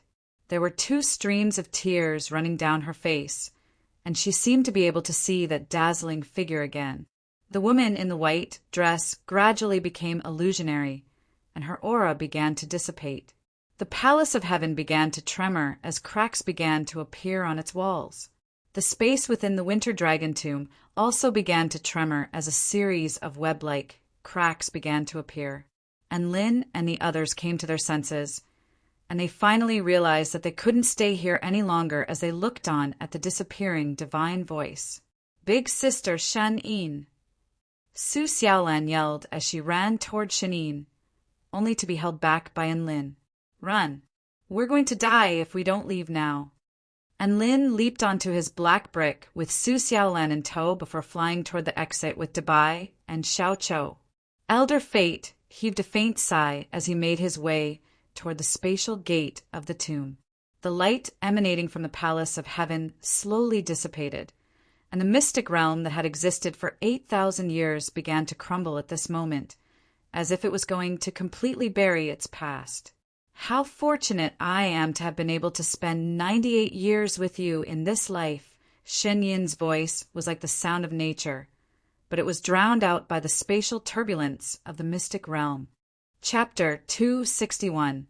On the plateau between the Heavenly River State and the Stone Dragon State, rainbow clouds hovered in the sky. A spatial gate glowing with a white light was gradually dimming, as if it was about to collapse at any moment. Hall Leader Su Tong and Deputy Hall Leader Su Yongnan stood nearby with their hands clasped behind their backs. Behind them were 20 elite disciples from the Hall of Martial Arts. The Hall of Seven Sins was a mid-tier cultivation sect on the Darim Plateau. 2 days ago, when the disciples of the Hall of Seven Sins had witnessed the phenomenon, Su Tong had personally led the elites of the sect to this place. A phenomenon from the sky indicated that a rare treasure had appeared. The allure of a rare treasure was unimaginable, and the opportunities it represented were enough to shake the entire state. If the Hall of Seven Sins could obtain this rare treasure, they might be able to become a high-tier cultivation sect. Although they couldn't enter the spatial gate, they could wait for the person inside to bring out the rare treasure before setting up a trap for it. At this moment, the gate of light flashed, and an elderly man with white hair and a beard appeared before everyone's eyes. The elderly man glanced at everyone from the Hall of Seven Sins and couldn't even be bothered to say a word to them before flying away. For an old monster like him, who had lived for close to 10,000 years, he couldn't even be bothered to talk to a bunch of juniors. Big Brother, another mighty figure that we can't see, clearly has appeared. The cultivators who entered the mystic realm to search for treasures are probably not to be trifled with. Deputy Hall Leader Su Yongnan wiped the cold sweat off his forehead as he spoke with an uneasy expression. Su Yongnan and Su Tong were both soul formation initial stage cultivators. In the Kingdom of the Nine States, they could already be considered powerful cultivators.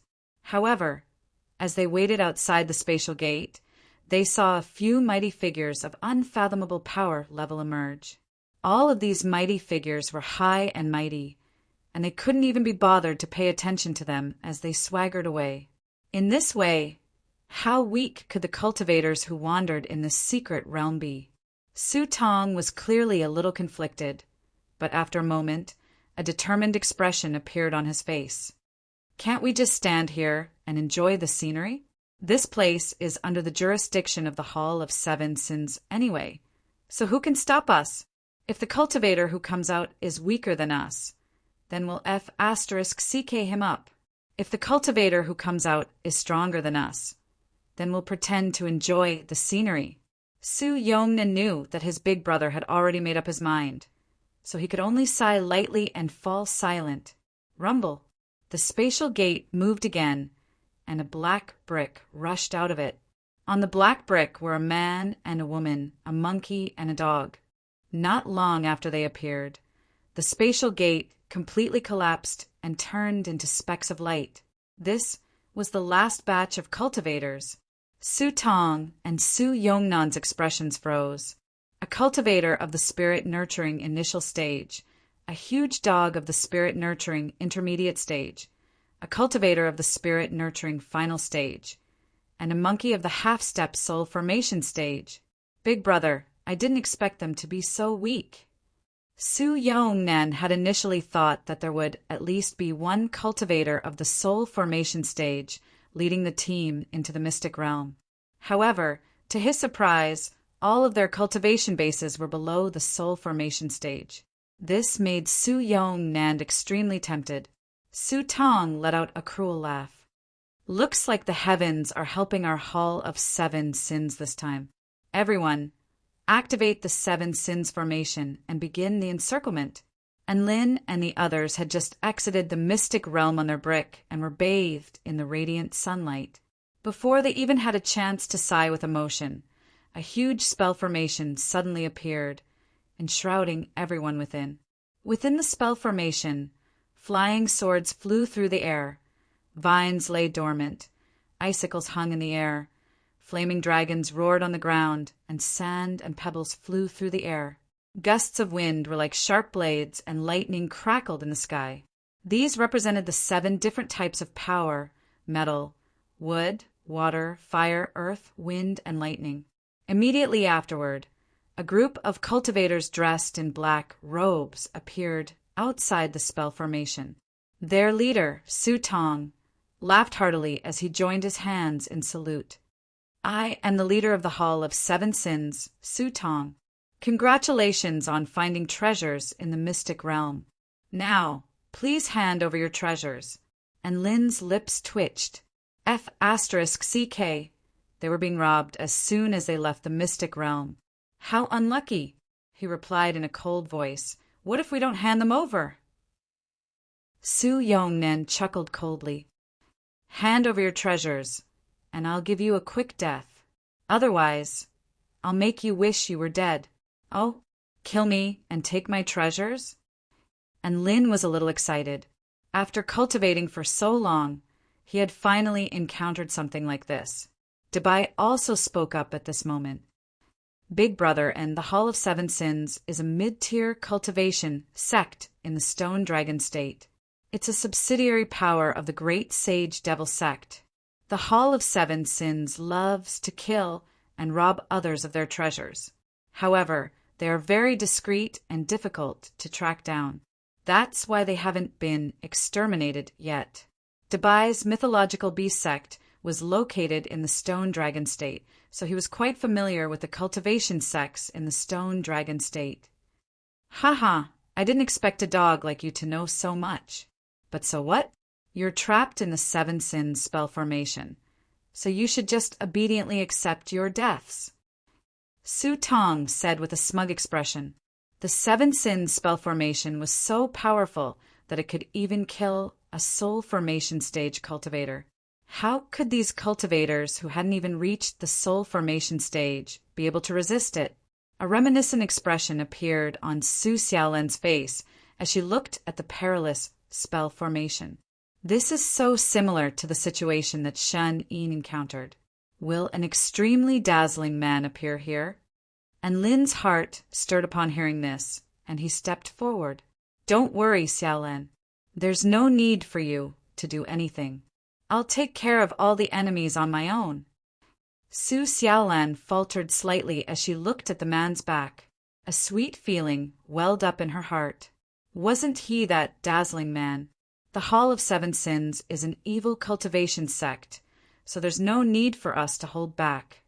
They like to kill and rob others of their treasures, so there's definitely something in their storage rings. Let me tell you, the storage rings belong to whoever takes them, and you're not allowed to complain. And Lin's eyes lit up as he licked his lips. Xiao, Cho, and Debai's eyes glowed with greed as they stared at the cultivators of the Hall of Seven Sins, like hungry wolves. F***CK. They couldn't even get a single hair from the winter dragon tomb. How could they not be frustrated? The heavens must have taken pity on them to have sent a bunch of evil cultivators to kill and rob others of their treasures. Hee. The man, the monkey, and the dog all let loose unintelligible cackles. Su Xiaolan massaged her brows as her chest tightened. It seemed like she was celebrating too early. Who would have thought that in Lin's image as a shining sun would crumble so quickly? A chill ran down Su Yongnan's spine as he looked at Enlin and the others. Big brother, why do I feel like they're the hunters and we're the prey? Su Tong's heart trembled at the sight of Enlin's sinister smile, but he still activated the spell formation with a frosty expression. What can a bunch of spirit-nurturing stage cultivators do? They're just putting up a front. I'm going to use the spell formation to kill them now. The Seven Sins formation finally began its slaughter as Su Tong let loose a light cry. 7 types of extremely powerful energy exploded forth, crashing down upon Enlin and the others with devastating force. In the face of this overwhelming attack, Enlin's eyes turned snowy white as he flicked his crimson, realm-piercing nail toward a certain spot in the air. If Enlin were to use his energy alone, then perhaps he would be pulverized by the devastating shockwaves of the spell formation. However, the realm-piercing nail was different. It was a formation-destroying immortal tool to begin with, so it was virtually indestructible. The realm-piercing nail transformed into a crimson line that pierced through the tornado blades before puncturing the flaming dragon's body and striking a certain spot in the air. Before Su Tong and Su Yongnan's astonished eyes, the earth-shattering spell formation that was powerful enough to kill soul formation stage cultivators crumbled, like a sandcastle in the face of a hurricane. Let's go! Enlin, Debai, and Xiao Cho all pounced toward the cultivators of the Hall of Seven Sins like ravenous wolves, giving the Hall of Seven Sins cultivators their worst nightmare. Chapter 262.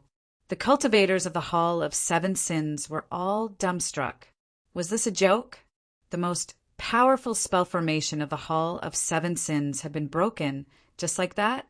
After breaking through the 7 slaughter formation with lightning speed, Enlin immediately pounced toward Su Tong and Su Yongnan, clearly thinking that these two were the real fat sheep. The 3 of them charged toward the Hall of Seven Sins, and the cultivators of the Hall of Seven Sins finally came to their senses and prepared for battle. A mere spirit-nurturing initial stage cultivator dares to fight me? Su Tong felt like he had been underestimated, and he stepped forward as a black mist domain began to proliferate outward. The powerful aura of a soul formation initial stage cultivator completely erupted from his body. Gundam 1, Gundam 2, I'll leave these 2 fat sheep to you. The storage ring of the spirit-nurturing initial stage cultivator flashed as he spoke, and 2 silver puppets appeared out of thin air before pouncing toward Su Tong and Su Yongnan. You've overestimated yourselves. Su Tong's expression darkened as he unleashed a palm toward the silver puppet. A huge palm materialized from flames and slammed toward the Gundams. Within the huge palm of flames was a black mist that spread like a spider's web. The power of Een was imbued within the black mist, and even steel would be completely melted by the scorching heat and poisonous miasma. One of the Gundams gripped the air in its hand, and a blue light soared into the sky, unleashing a dazzling sword projection that easily sliced through the flaming palm. Furthermore, Its momentum didn't diminish as it continued onward toward Su Tong's head. What? Su Tong's heart jolted in shock. He didn't think that the silver puppet would be able to parry his attack so easily. He hurriedly retreated. But to his surprise, the Gundam's blue sword projection also began to extend, leaving a trench of over 100 feet in length in the ground. The tip of the sword also slashed into his body, drawing a line of blood. Su Tong clasped a hand over his chest as he stared in shock at the silver puppet before him. He seemed to have realized what Lin's smile entailed. Boom! An earth-shattering explosion erupted from nearby. Su Tong turned to find Su Yong-nan standing not far away. His Wind King armor had been shattered by a single punch from the other Gundam, and the monstrous force behind the punch even sent the ground flying.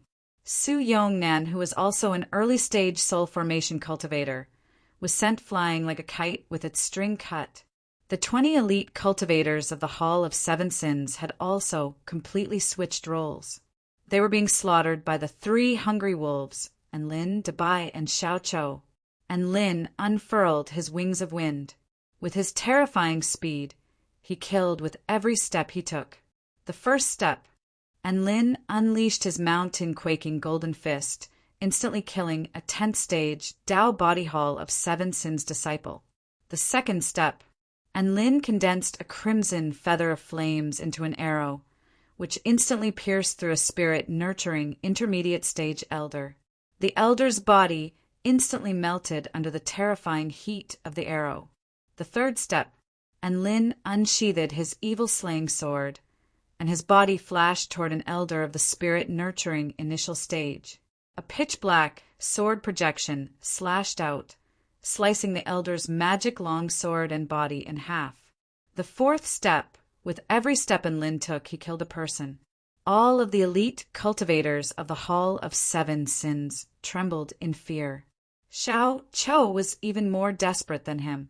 His half-step soul formation stage power was completely unleashed, and his silver staff was like a crushing mountain crashing down. None of the cultivators were a match for him. Dabai was also very diligent. However, he usually chose to kill cultivators of the Dao body stage or spirit-nurturing initial stage.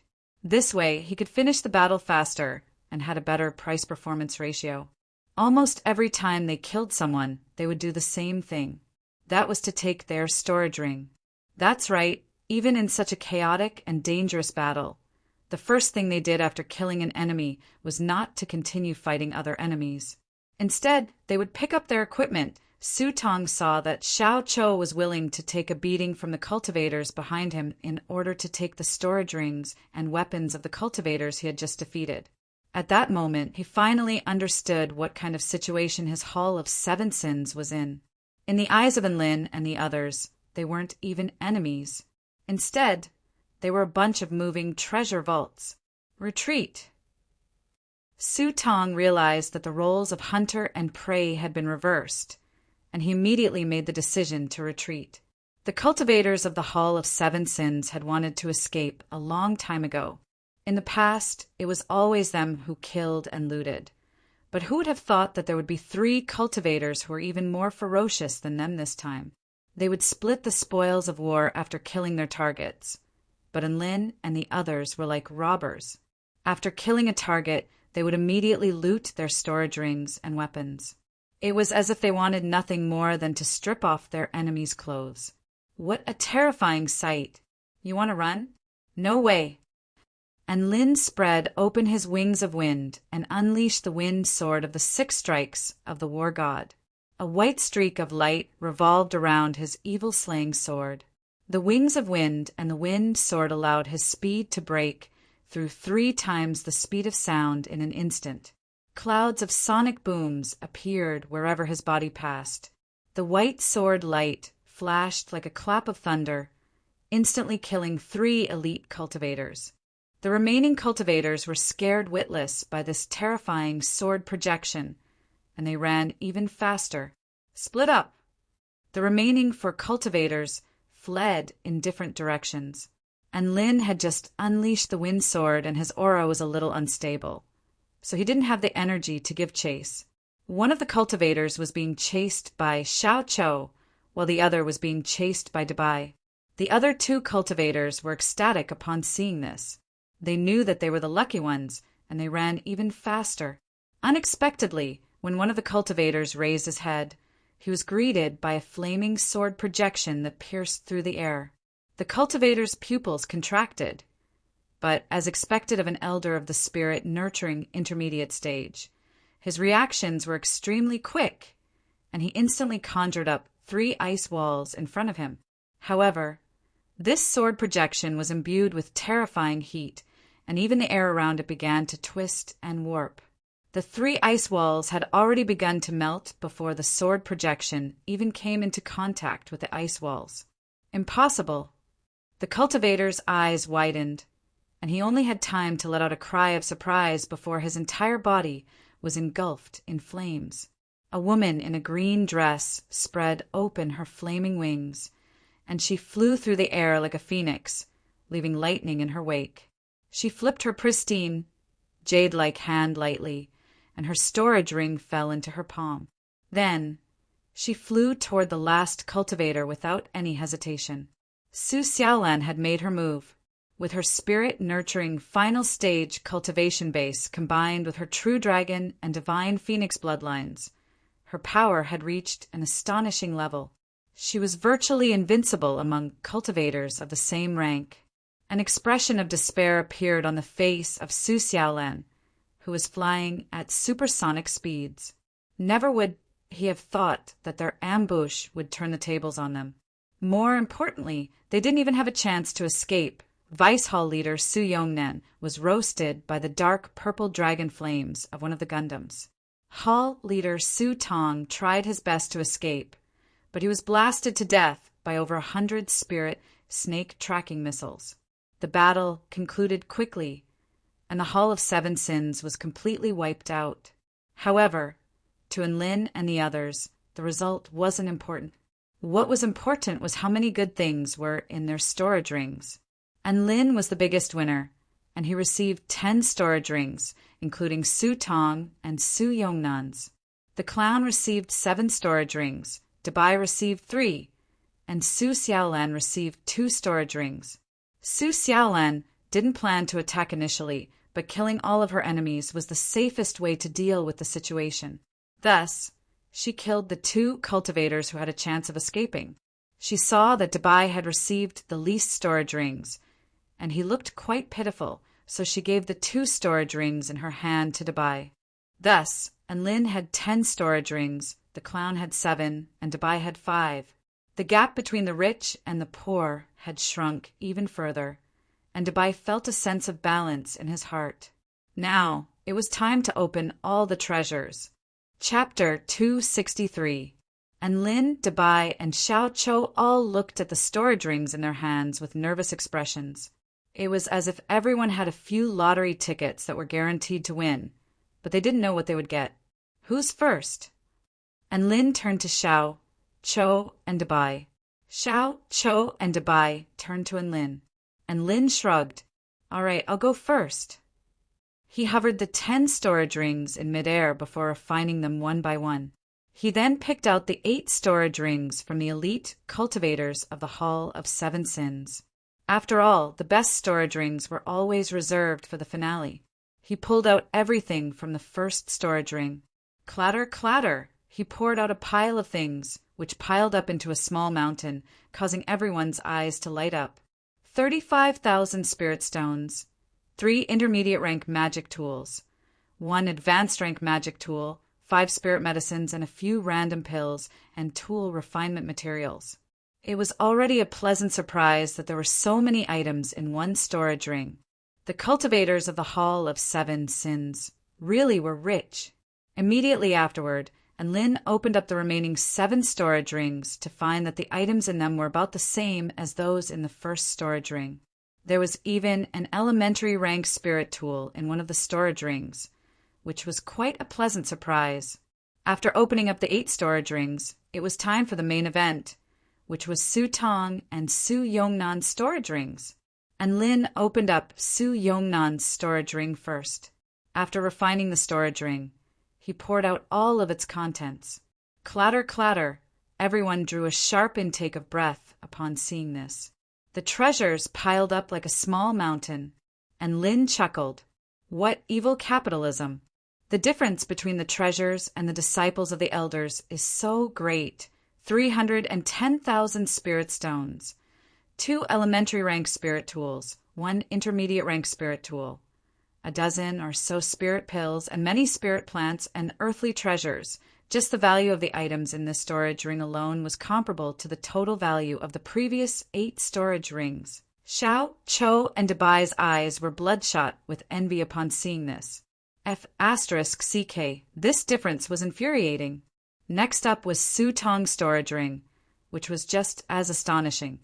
350,000 spirit stones, 2 intermediate rank spirit tools, spirit pills, and many spirit plants and earthly treasures, as well as a 9th grade immortal pill. Azure Yang pill. This was something that Enlin had only discovered after using his divine inspection technique. It was extremely effective and could be considered as a miraculous healing medicine. From this battle, Enlin obtained 950,000 spirit stones, 3 intermediate rank spirit tools, several dozen spirit pills, countless spirit plants and earthly treasures, as well as a 9th grade immortal pill. Enlin's heart was filled with relief, and he gave all of his aphrodisiac pills to Dabai. Next, Enlin opened up Xiao, and he Dabai Lin and Xiao Lin Ishin Xiao and Cho. Lin, Fan, and. After that, the clown opened 7 storage rings and obtained over 200,000 spirit stones, as well as countless rare materials and earthly treasures, spirit pills, and miraculous medicines. He had made a killing. Dabai also eagerly opened up 5 storage rings. There were close to 200,000 spirit stones, as well as many valuable spirit plants and earthly treasures, as well as a large number of immortal pills. His emotions were quite stable at the moment. The spoils of war from this battle have finally soothed our wounded hearts. And Lin looked up into the sky with a blissful smile on his face. Dabai and Xiao Cho nodded in agreement. This was already a very satisfying haul. Hey, you guys all have storage rings to play with. I want one too. I haven't had a chance to take a closer look at the storage ring that big sister Shen Yin gave me. Su Xiaolan's interest had clearly been piqued by Enlin and the others, and she stroked the intricate ring on her finger with a dainty smile. Enlin and the others were shocked to hear this, and they immediately raised their hands and yelled, "No!" However, it was too late. The storage rings flashed, and all of the treasures were flung out. Then an earthquake struck. Boom! The ground tremored violently, and everyone's mouths gaped open at the sight of the mountainous pile of items before them. Holy F! So many! And Lin was dumbstruck. The items before him were piled up like a layered cake. The green spirit stones were the base of the mountain, and there were several million of them. The middle layer was filled with all types of tool, refinement materials, all of which were exuding extremely powerful energy fluctuations. The middle layer was filled with all types of rare spirit plants, spirit fruits, and immortal fruits.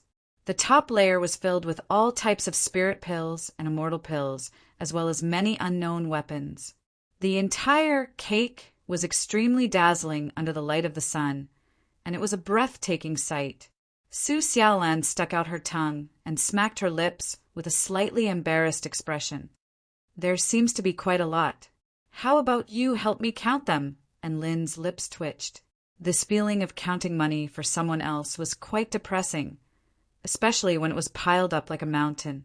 It was both tiring and depressing. Dabai and Xiao Cho had finally found some comfort and self-esteem, but they were instantly crushed by this mountainous pile of treasures, and they felt a little suffocated.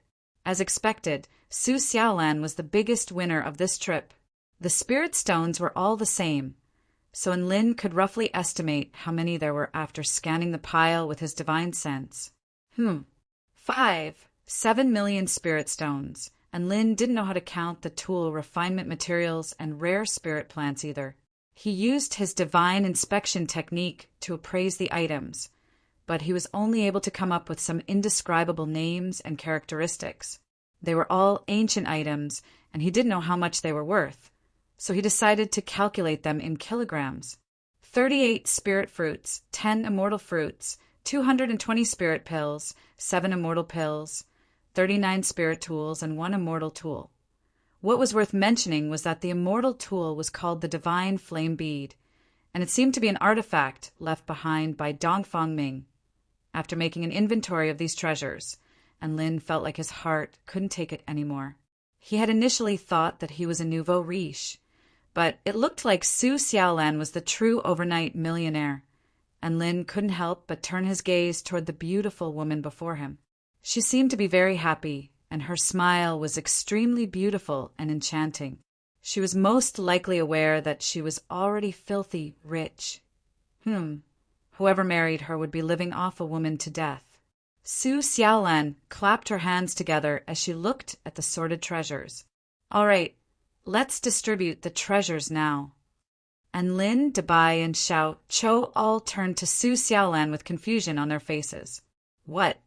If it weren't for your help, how would I have been able to obtain the inheritance and all these treasures? So it's time for me to give back to you. Su Xiaolan's smile was genuine, but her expression was extremely determined, as if she had already made up her mind. And Lin, Dabai, and Xiao Chou all shuddered upon hearing this. They didn't think that Su Xiaolan would suddenly do something like this. She looked at the mountain of spirit stones and stroked her chin as she murmured to herself, I'm not in urgent need of spirit stones. And Lin, you still owe Chang a big favor, so you can have all 5. 7 million spirit stones.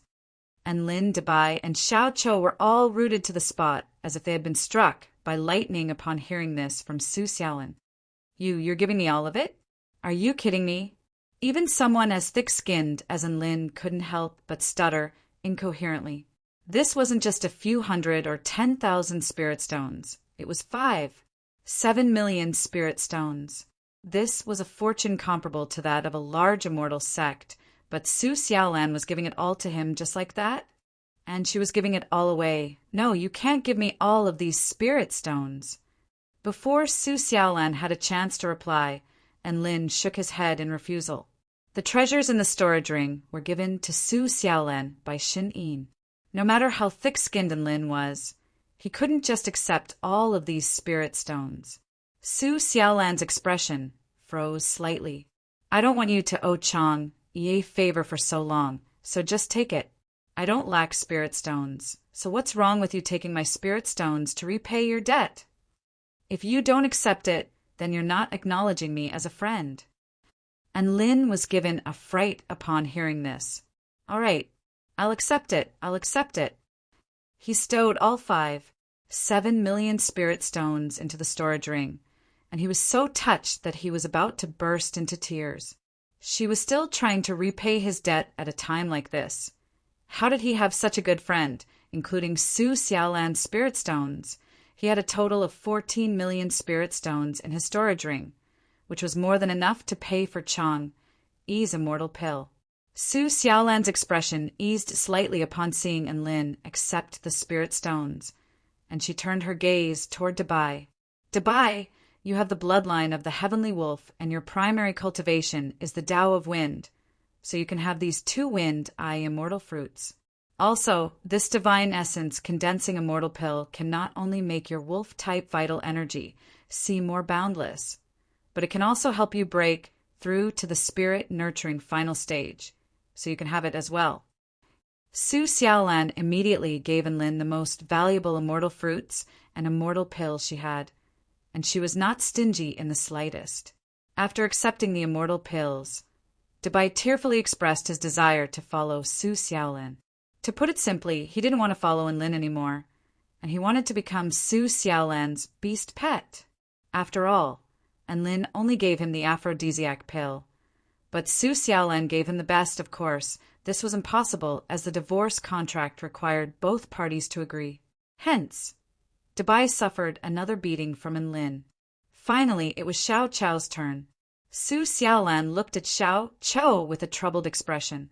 What should she give him? Xiao Chou was already at the half-step soul formation stage and specialized in the cultivation of his body and fire-type powers. There didn't seem to be any immortal pills or immortal fruits in her storage ring that were suitable for Xiao Chou. Should she give him the immortal tool, the divine flame bead?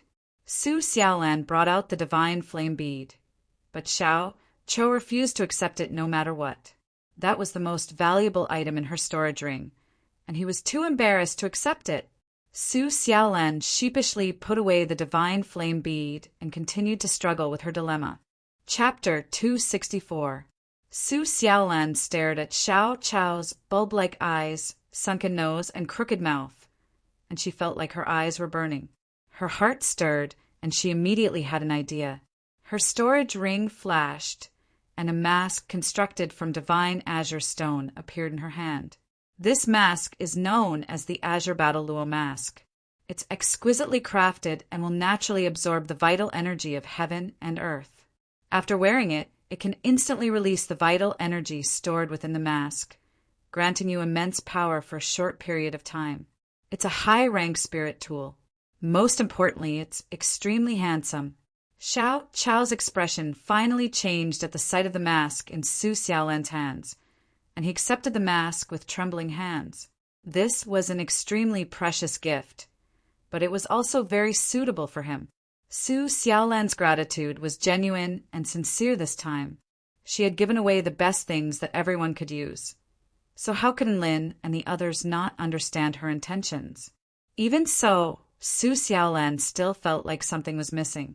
She furrowed her beautiful brows and murmured to herself, "I feel like I've forgotten about someone."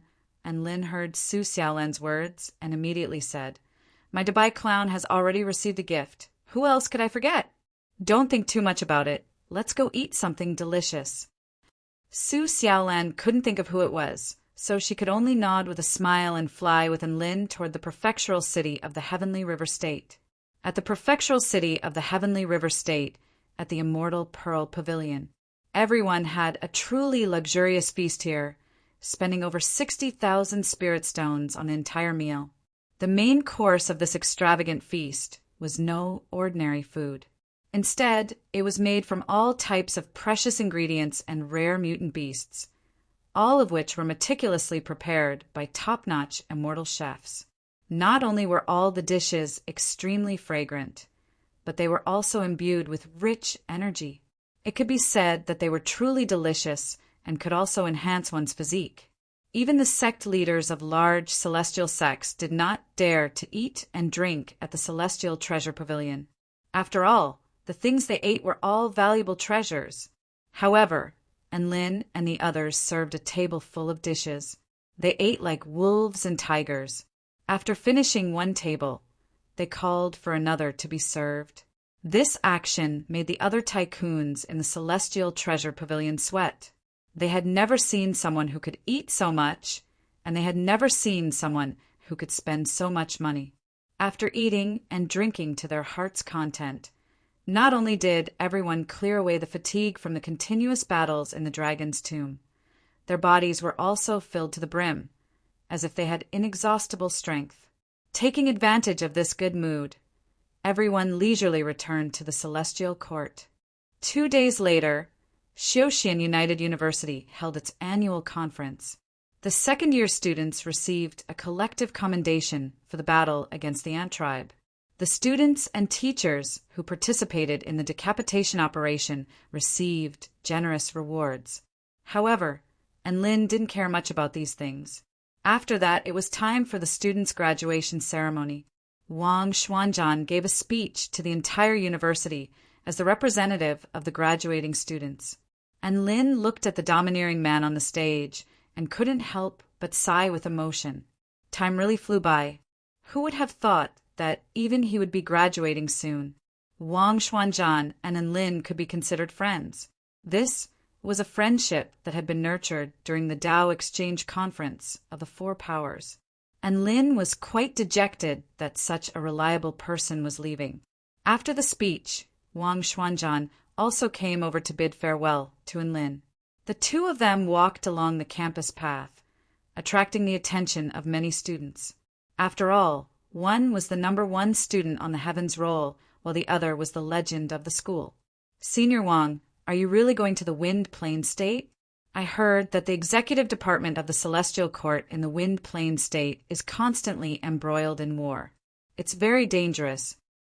And Lin couldn't help but feel a little worried when he heard that Wang Xuanzhan had decided to join the executive department of the Celestial Court in the Wind Plain State. The Wind Plain State and the Holy Glacial Lands were neighbors, and wars frequently broke out there. Although the beautiful snow maidens weren't to be underestimated, the Wind Plain State was extremely ruthless and powerful.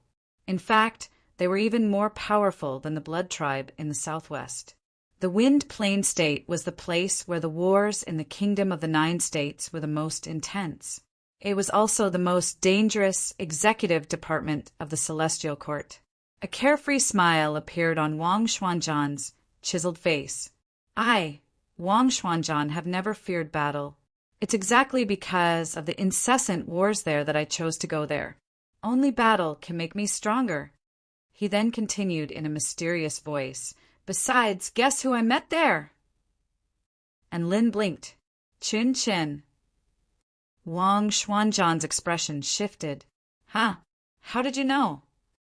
Aside from Chin Chin, who else could pique your interest? And Lin looked at Wang Xuanzhan with a hint of a smile on his face. Wang Xuanzhan chuckled awkwardly. I've been in countless battles since I was born, but there are only 2 that have left a deep impression on me. One of them was with you, and the other was with him. I lost to you in our first battle, and I accepted that defeat wholeheartedly. After all, you were able to crack open the earth with a single finger, and I was completely unable to block that attack. However, in my battle with Chin Chin, I didn't even dare to move his finger, but I was already intimidated by his aura.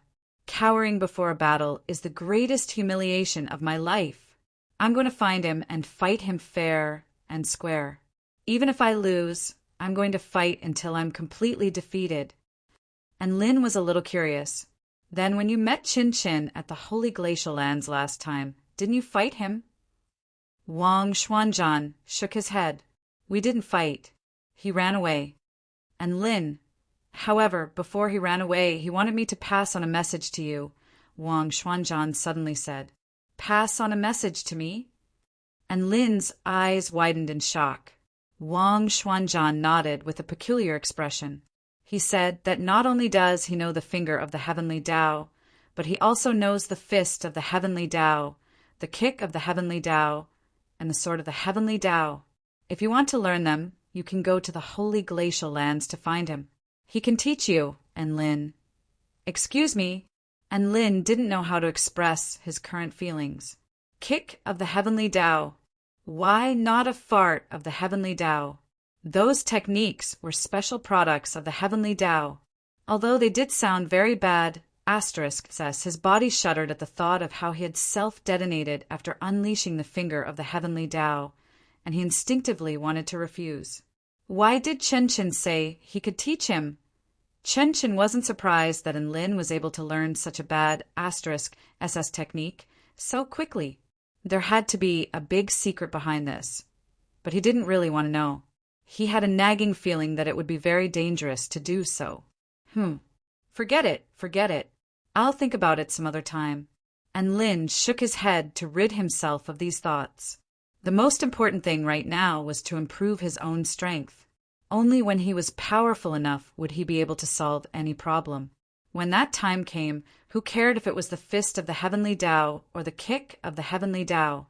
He could CK the heavens. After bidding farewell to Wang Xuanzhan, he returned to his residence and swallowed a vital energy pill before immediately beginning his cultivation. The vital energy pill was a 9th grade spirit pill. After consuming this pill, it would greatly increase the speed at which he refined his core through meditation. Although it was quite expensive and only lasted for 2 days, he didn't care. He had money. Tycoons should have their own cultivation methods. And Lin was very much in agreement with this. 2 days later, and Lin emerged from seclusion. Taking advantage of the fact that the school was officially on holiday, he went to find Su Qianyan. He could finally repay his debt to Chang. Chapter 265. Su Qianyan was about to head home when she saw the man riding on his dog. "Classmate and Lin, why are you here?" A peculiar light flashed through Su Qianyan's bright blue eyes as she spoke in her mellow voice, and Lin landed beside Su Qianyan on his dog with a smile. "I'm here to repay my debt." "Repay your debt?" Su Qianyan blinked. She suddenly clapped her hands together and came to a realization. "Oh, classmate and Lin wants to repay that second-grade immortal pill? Big Sister Chang, he didn't ask you to pay for that immortal pill. Even if you want to repay this favor, you have to raise enough money first. It's too troublesome to only raise money for a year or two and then pay back a small portion. There's no need for that." And Lin scratched his head. "But I think I've raised enough." Su Qianyan smiled faintly and explained patiently. "It's not as simple as you think. This type of immortal pill isn't something that can be bought with just a few 100,000 spirit stones.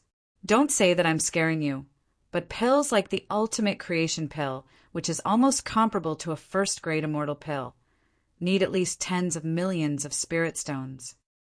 Su Qianyan knew that Lin had earned a lot of money in the past 2 years. She estimated that he had at least 1,000,000 spirit stones, which was an astronomical sum for normal cultivators. However, this amount of money was far from enough to repay that immortal pill. Taking money out like this would incur Chang's disgust. She was worried that Lin would feel too pressured after hearing the price of the immortal pill, so she comforted him in a gentle voice. "Classmate and Lin, take your time to raise the money. Big Sister Chang, you really won't mind if you pay it back later." And Lin stroked his chin. 14. 8,000,000 spirit stones aren't enough either? 14. 8,000,000 spirit stones aren't enough either. Su Qianyan's voice trailed off mid-sentence. She raised her head and asked in disbelief, "You have 14. 8,000,000 spirit stones." "Yeah, I had some miraculous encounters, hee." And Lin replied shyly. Su Qianyan was shocked speechless. What kind of fortuitous encounter could earn more than 14,000,000 spirit stones in less than 2 years? Even though she was a member of the royal family and was used to seeing all kinds of riches and honor, she still found it unbelievable. After all, this amount of money was an extremely huge amount of wealth even for celestial immortals of the Void Return Realm. Yet, Lin was actually able to gather so much money in 2 years. This was too crazy. Su Qianyan did her best to calm her emotions. Her beautiful eyes stared at Lin. When she saw that he did not seem to be joking, she finally nodded seriously. "All right, I'll take you to the Moon Palace." On a vast and boundless silver continent, there were osmanthus trees that swayed like the sea. The fragrance of the osmanthus wafted for 10 li, refreshing the mind. If a mortal were to inhale the fragrance of the osmanthus flowers that were imbued with the power of extreme Yin, they would be able to extend their lifespan by 10 years. And Lin rode on Dubai and followed Su Qianyan through the forest of osmanthus trees before arriving at an extremely grand and tall palace. The palace exuded a pristine white light, giving it a holy and tranquil appearance. There was a sign at the entrance that read, "Men and dogs not allowed." An apologetic expression appeared on Su Qianyan's face as she turned to Dubai. "Dubai, the Moon Palace has its own rules. You can wait at the entrance for now." And Lin laughed heartily as he leaped off Dubai and stroked its head. "It's a pity that dogs aren't allowed in. Go play on the side." Dubai's eyes widened. What a shock! Men and dogs aren't allowed in. And Lin is allowed in? What does this mean, woof? And Lin, he didn't expect to be bitten back when he teased Dubai. It looked like he had to teach Dubai a lesson when he got back. When Su Qianyan heard Dubai's words, a blush appeared on her delicate face as she said in a soft voice, "And Lin, that's not what I meant. You're still a man. I'm making an exception to let you in." And Lin's lips twitched slightly. Do I have to explain so seriously that I'm still a man? Student Su, you're too naive. Following that, Su Qianyun began to drag Lin into the Moon Palace's territory, and Lin saw many maidservants with veils on their faces fluttering in the wind. When they saw Su Qianyun, they would bow respectfully. It was clear that Su Qianyun's status in the Moon Palace was not low. When they saw Lin, their eyes were filled with curiosity. In particular, when they saw Lin's Adam's apple bulge, their eyes lit up with excitement. And Lin was very familiar with this type of expression. It was the same expression he had when he went to the zoo to look at the giant pandas. The two of them slowly made their way up the stairs. The Moon Palace had a total of 9 levels, and Chang-yi lived on the top level. Shouldn't we get someone to announce our arrival? And Lin was a little nervous. Su Qianyun shook her head. There's no need. Big Sister Chang-yi was already aware of your arrival the moment you stepped into the Moon Palace. She didn't stop you, which means that you've already been granted permission to meet her. And Lin nodded. He would be lying if he said he wasn't nervous about meeting such a mighty figure. One title after another resounded in his ears, such as the #1 pill refinement master of the Kingdom of the 9 States, the #1 landlord of the Celestial Court, the #1 beauty of the Celestial Court, a mighty figure at the return to void pinnacle stage. All of these titles gave Lin a lot of pressure. After arriving on the 8th level, a voice that he would often hear in his nightmares suddenly sounded. Su Qianyun, why did you bring a man here? Wow, isn't this idiot N? And Lin's chest constricted upon hearing this. Idiot and my A*S. He turned to look into the room, and sure enough, he was greeted by the sight of a pristine white rabbit. This rabbit was half as tall as a grown man, and it leaped over to Lin with a pair of glowing, ruby-like eyes as it stared at the man before it. It was holding a jade pestle that was used to pound medicine. Little you, how could you say that about classmate Lin? Su Qianyun was a little displeased. You too harumphed.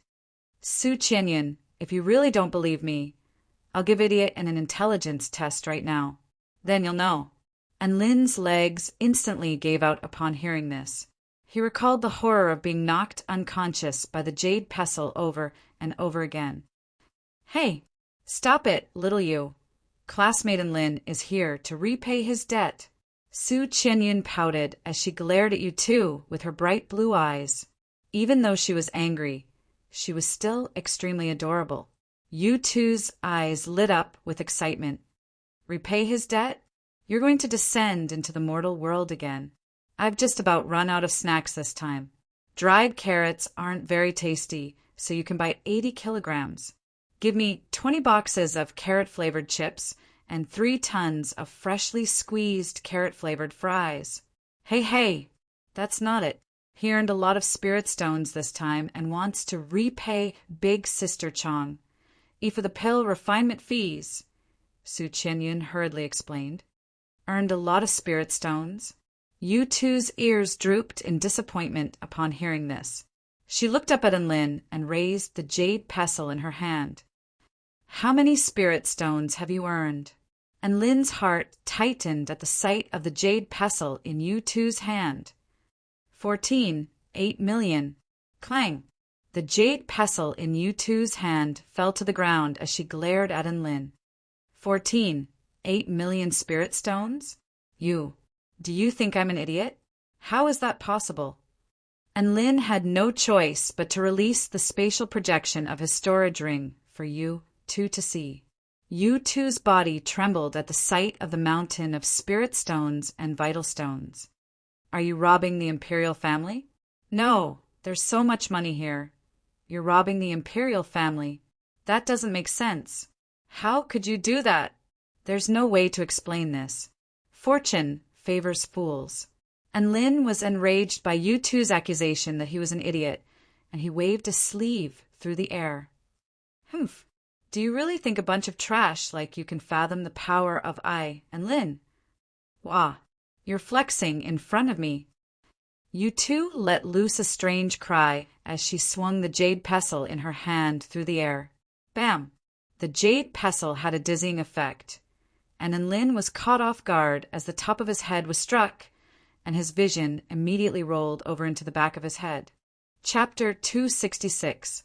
Thankfully, U2 had held back a little, and Enlin's vision merely darkened, but he didn't completely faint from the impact. Su Qianyun hurriedly rushed over to support Enlin before glaring hatefully at U2's Dayu, Tu harumphed in response as if this was only natural. It had been a long time since a man had come to the Moon Palace, so she naturally had to teach him a lesson. Seeing as you've taken the initiative to return the money, then come with me to see Big Sister Chang'e. U2 glanced at Enlin, who had already regained consciousness, before turning to lead the way. However, I have to remind you that the palace mistress has been in a very bad mood recently, so you have to be careful with your words and actions. If you make her unhappy, I won't be able to save you. U2 turned to Enlin with a warning after taking a few steps, and Lin nodded with a solemn expression upon hearing this. He was only here to return the money, so all he had to do was behave. On the 9th level of the Moon Palace, one had a panoramic view of the entire Moonland. After making their way around the ancient landscape painting, a clear figure appeared in their field of vision, and Lin caught sight of the woman who was reputed to be the most beautiful woman in the world. Her white dress danced in the gentle breeze, and she was like a lotus flower blooming on a cold night. Her slender body was leaning against a chair, and her slender, lily-white hands were supporting her chin with a languid expression on her face. Her limpid eyes were looking elsewhere, as if she were thinking about something. Chang'e's beauty was even more stunning than Su Qianyun's. She was truly mesmerizing and captivating, as if she were a goddess from above the heavens. And Lin had seen all kinds of goddesses in his life, so he had developed some resistance to them. However, when he saw that flawless face, he was still rooted to the spot and forgot to speak. Big Sister Chang'e, classmate Enlin, has collected a lot of spirit stones recently. I brought them here to repay you for saving his life that day, Su Qianyun said with a smile. And Lin came back to his senses and said respectfully, Junior Enlin, thank you for your help. As of now, this junior has already gathered a lot of spirit stones to express my gratitude. I hope you can accept them. The stars change and the years pass by. I still can't understand the colors of this world. Chang'e's cold voice rang out. Her clear eyes reflected the deep and vast starry sky as she shook her head slightly, and Lin blinked his eyes. What did she say? And Lin was a little confused. He didn't know if Chang'e heard what he said. What should he do next? Did he need to repeat it again?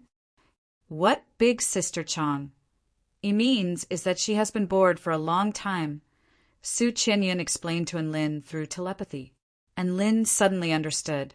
He felt that the words of an expert were indeed different.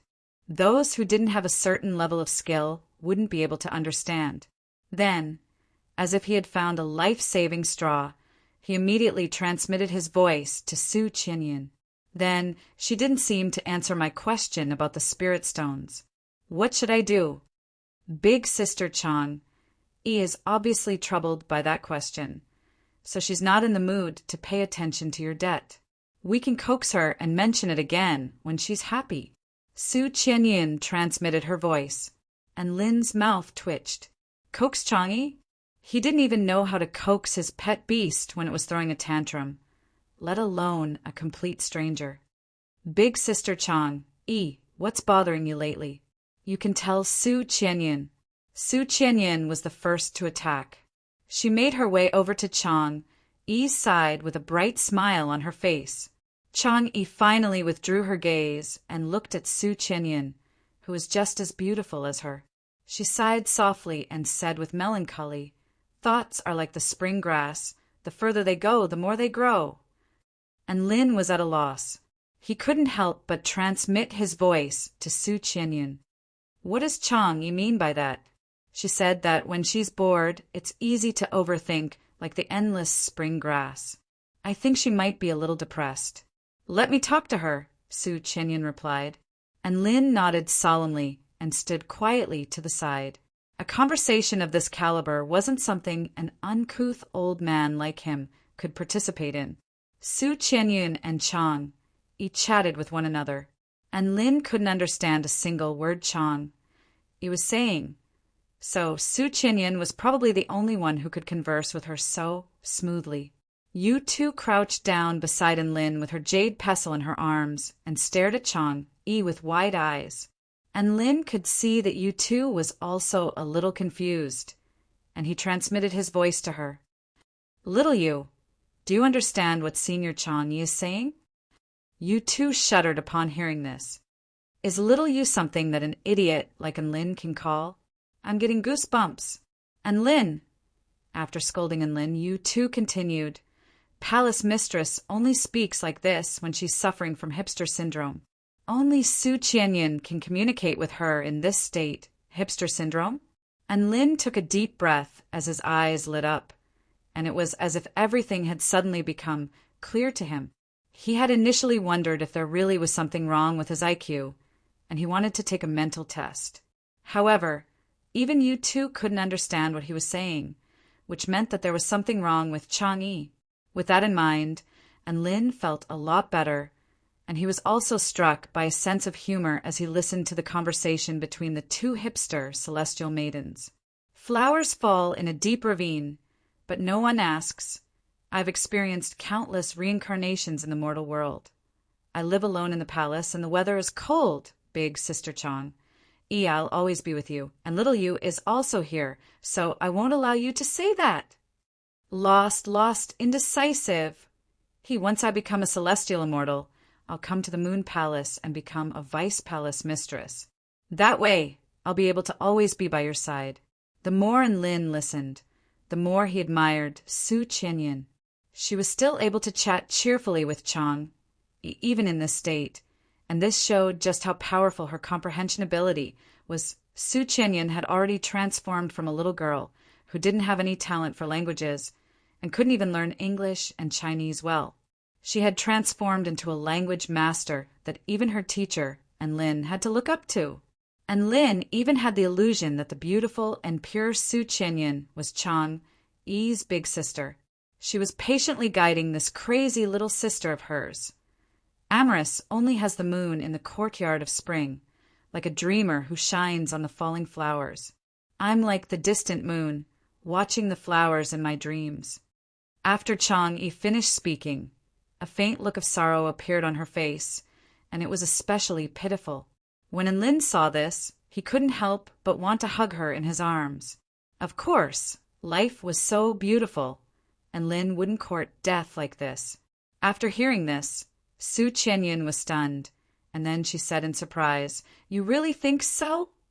Chang Yi nodded and then shook her head. This was the first time Lin saw such a surprised look on Su Qianyan's face, and he couldn't help but ask curiously, What did Chang Yi say just now? Su Qianyan replied with a solemn expression. Big Sister Chang Yi says that she's too perfect.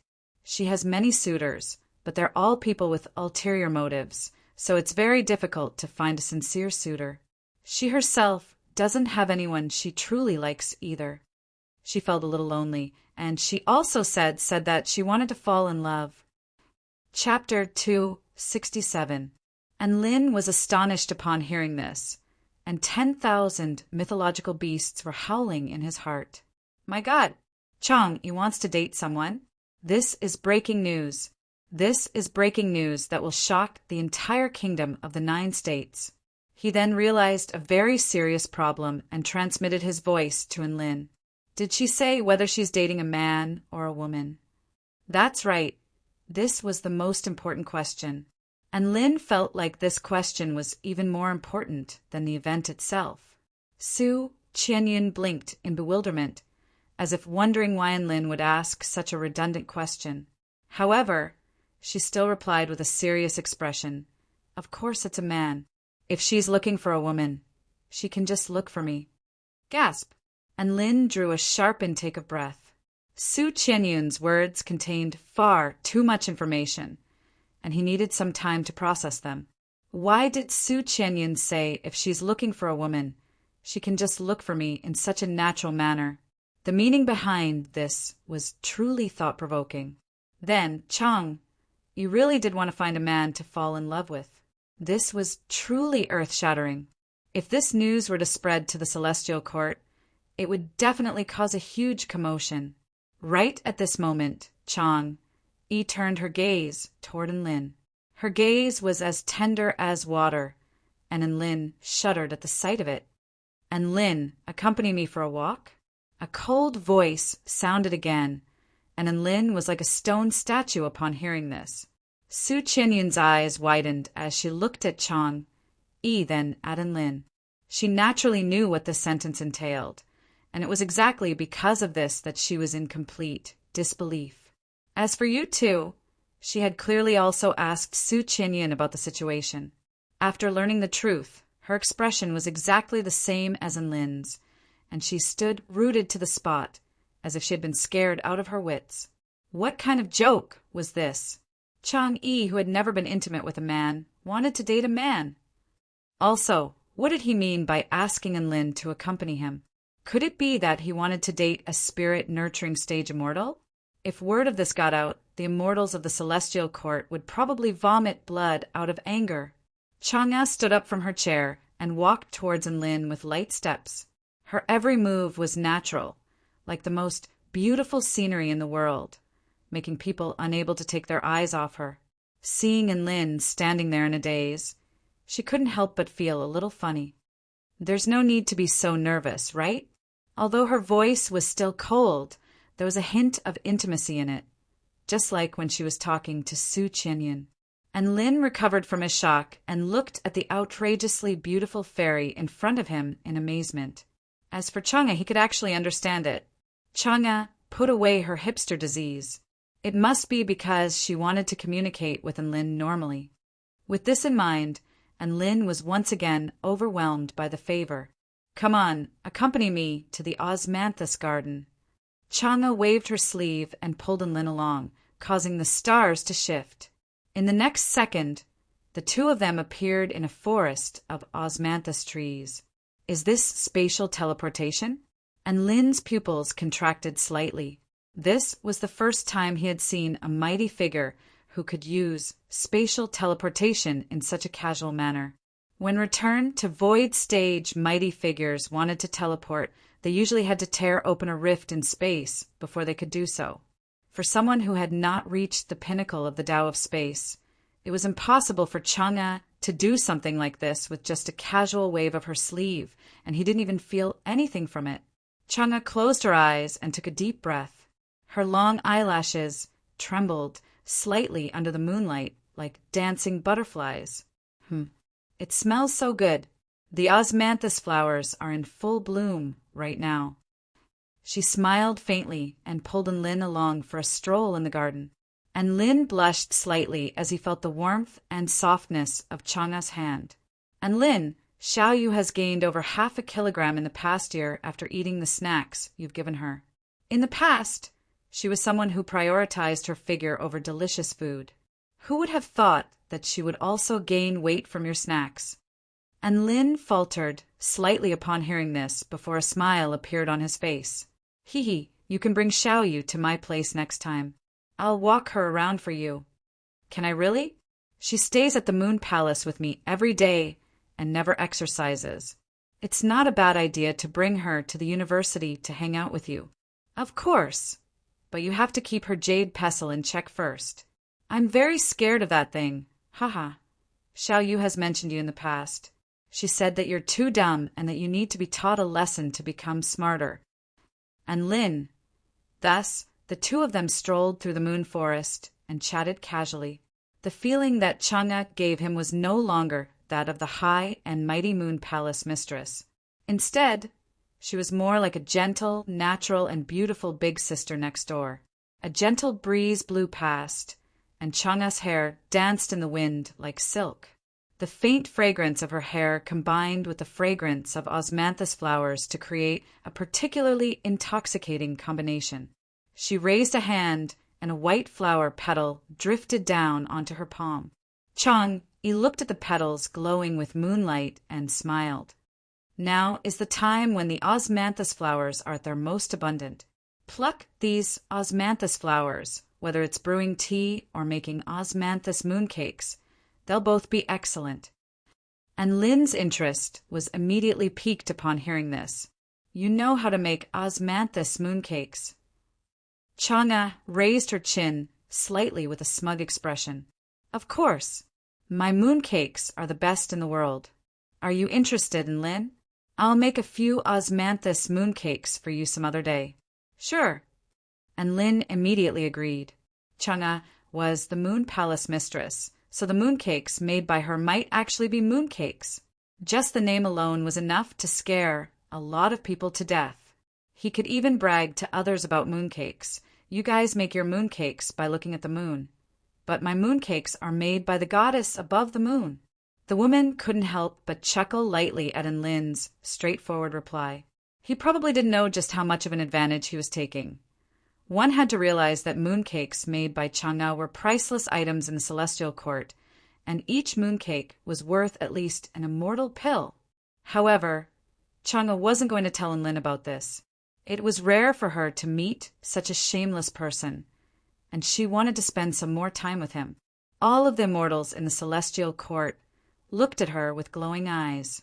Their scorching gazes made her completely lose interest in interacting with them. As for this spirit-nurturing stage, Cultivator beside her, although he was also attracted by her beauty when they first met, he quickly became more at ease. It was as if he had forgotten their identities as they conversed normally and strolled along in a harmonious manner. It's very easy to interact with you. I don't know if this is what people on Earth call dating, but to be honest, I don't dislike this feeling. A cold voice drifted into his ears like a faint fragrance, and Lin joked upon hearing this. You don't dislike it, so you like it? A faint smile appeared on Chang'e's face as she looked at the man beside her. Her smile made everything pale in comparison, and even in Lin's heart skipped a beat. And Lin drew a sharp intake of breath and only came to his senses after a long while. Chang'e's beauty combined with her smile was simply too alluring. He was almost killed by her beauty.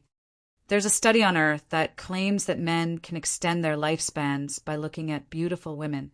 After seeing your smile just then, I feel like I'm going to live forever. And Lin exclaimed in amazement.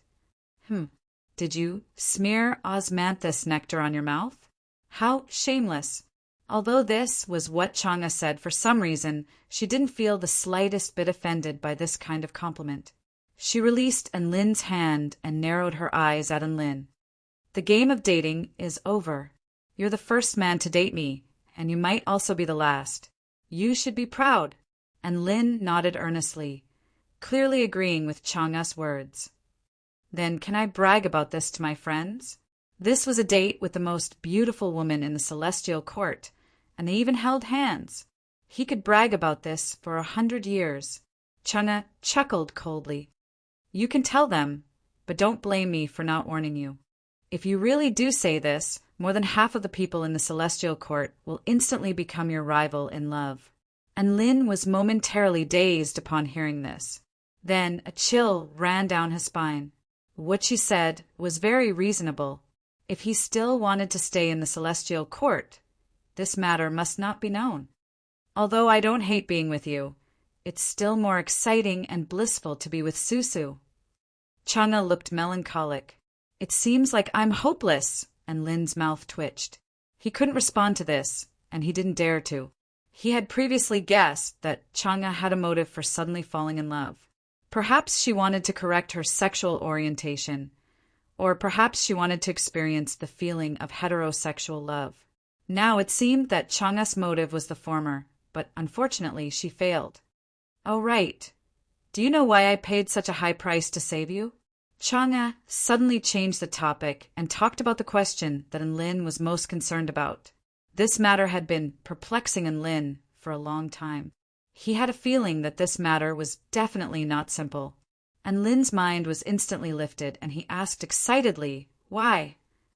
Chapter 268.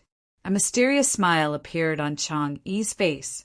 On that day, your blood essence had completely dissipated and you were transported into the soul-sealing ice coffin.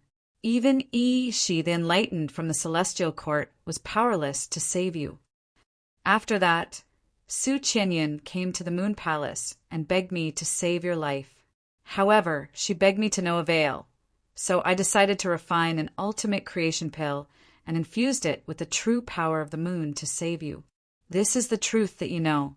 However, did you know that there was someone who came to see me even before Su Qianyan? It was also because of his arrival that I decided to pay such a heavy price to save you, a little cultivator whom I had never met before. And Lin immediately knew that this was the main point. The real reason why Chang Yi saved him was because of another person? Who is it? And Lin's eyes lit up, and his heart thumped in his chest. He was extremely excited. Chang Yi's beautiful eyes were clear and bright. She looked at the man beside her and said indifferently, "To be able to make me pay such a heavy price to save you without any hesitation, even the celestial Dharch would not be able to do so. Guess who else?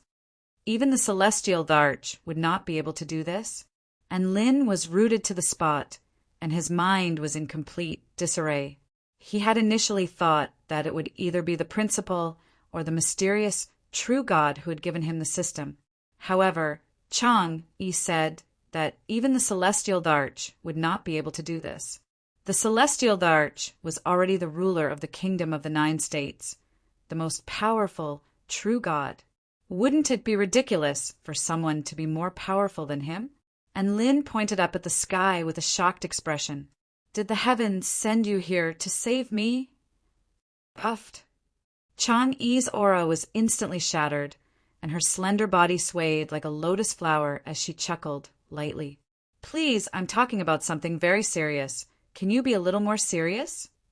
And Lin wore a bitter expression. "But I really don't know who it is." Chang Yi looked at Lin's expression, which did not appear to be fake. A sense of doubt welled up in her heart. Could it be that he really didn't know who that person was? Or could it be that the person did not reveal his identity to him and was only secretly taking care of him? She felt that Lin might really not know. So she directly said, "The person who came to the Moon Palace to ask me to save you is called Dao Lord Luya." "Dao Lord Luya? Who is he?" And Lin blinked his eyes in confusion. Chang Yi's chest constricted upon seeing this. "Did you go to Tai Chu Continent history class for nothing?" And Lin shook his head and said confidently, "This course is an elective. I'm not interested in history, so I didn't choose it. But if it's really a famous senior, I should have heard of his name before." Chang Yi heaved a faint sigh. Compared to the other 3 on the Tai Chu Continent, he really isn't all that renowned.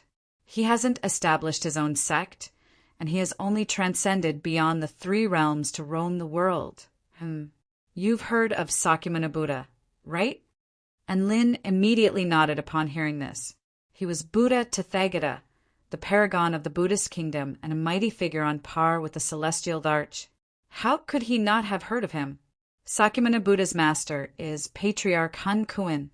Patriarch Han Kuan, Dao Lord Luya, Her Majesty Niwa, and Patriarch Hongjun are known as the 4 gods of creation on the continent. Do you know what kind of being Dao Lord Luya is now? Chang Yi looked at Lin with a hint of a smile on her face, and Lin was dumbstruck upon hearing this. It was as if he was listening to a heavenly book. Dao Lord Luya? God of creation? Holy F***CK, this was a being that was millions of times more terrifying than Long Outyen and Zhao Ritian. When did he become associated with such a being? Was he the main character in the story? Did he possess some kind of unfathomable ability? Did this world need him to save it? And Lin's mind raced as he stood rooted to the spot like a statue. The impact of this was far too great. A chilly night breeze blew past, and the shadows of the trees danced in the wind. A crystalline white petal landed on Lin's head, but he didn't notice it in the slightest. Chang He didn't disturb him and allowed him to digest this on his own. After what seemed like an eternity, and Lin finally came to his senses. Ahem. Then do I still have to pay you back for helping me refine the immortal pill? Chang'e! She slapped her forehead in exasperation. Never would she have thought that this would be the first thing Lin would say after digesting this information for so long. Ah, did Tao Lord Luya tell you that I'm supremely talented and that I need to save the world or something like that? No. Chang'e replied angrily. Also, since you've asked for the immortal pill, don't go back on your word. I won't scam you. I'll only charge you for the cost. 12 million spirit stones. And Lin nodded sheepishly. At the same time, he was also a little disappointed. So he wasn't the savior of the world then. Even more questions surfaced in his mind. He couldn't help but ask, what does Tao Lord Luya look like? What's his relationship with me? Why did he save me? Faced with a series of questions, Chang'e was a little dispirited. Tao Lord Luya is very good-looking. As for the rest, I don't know either.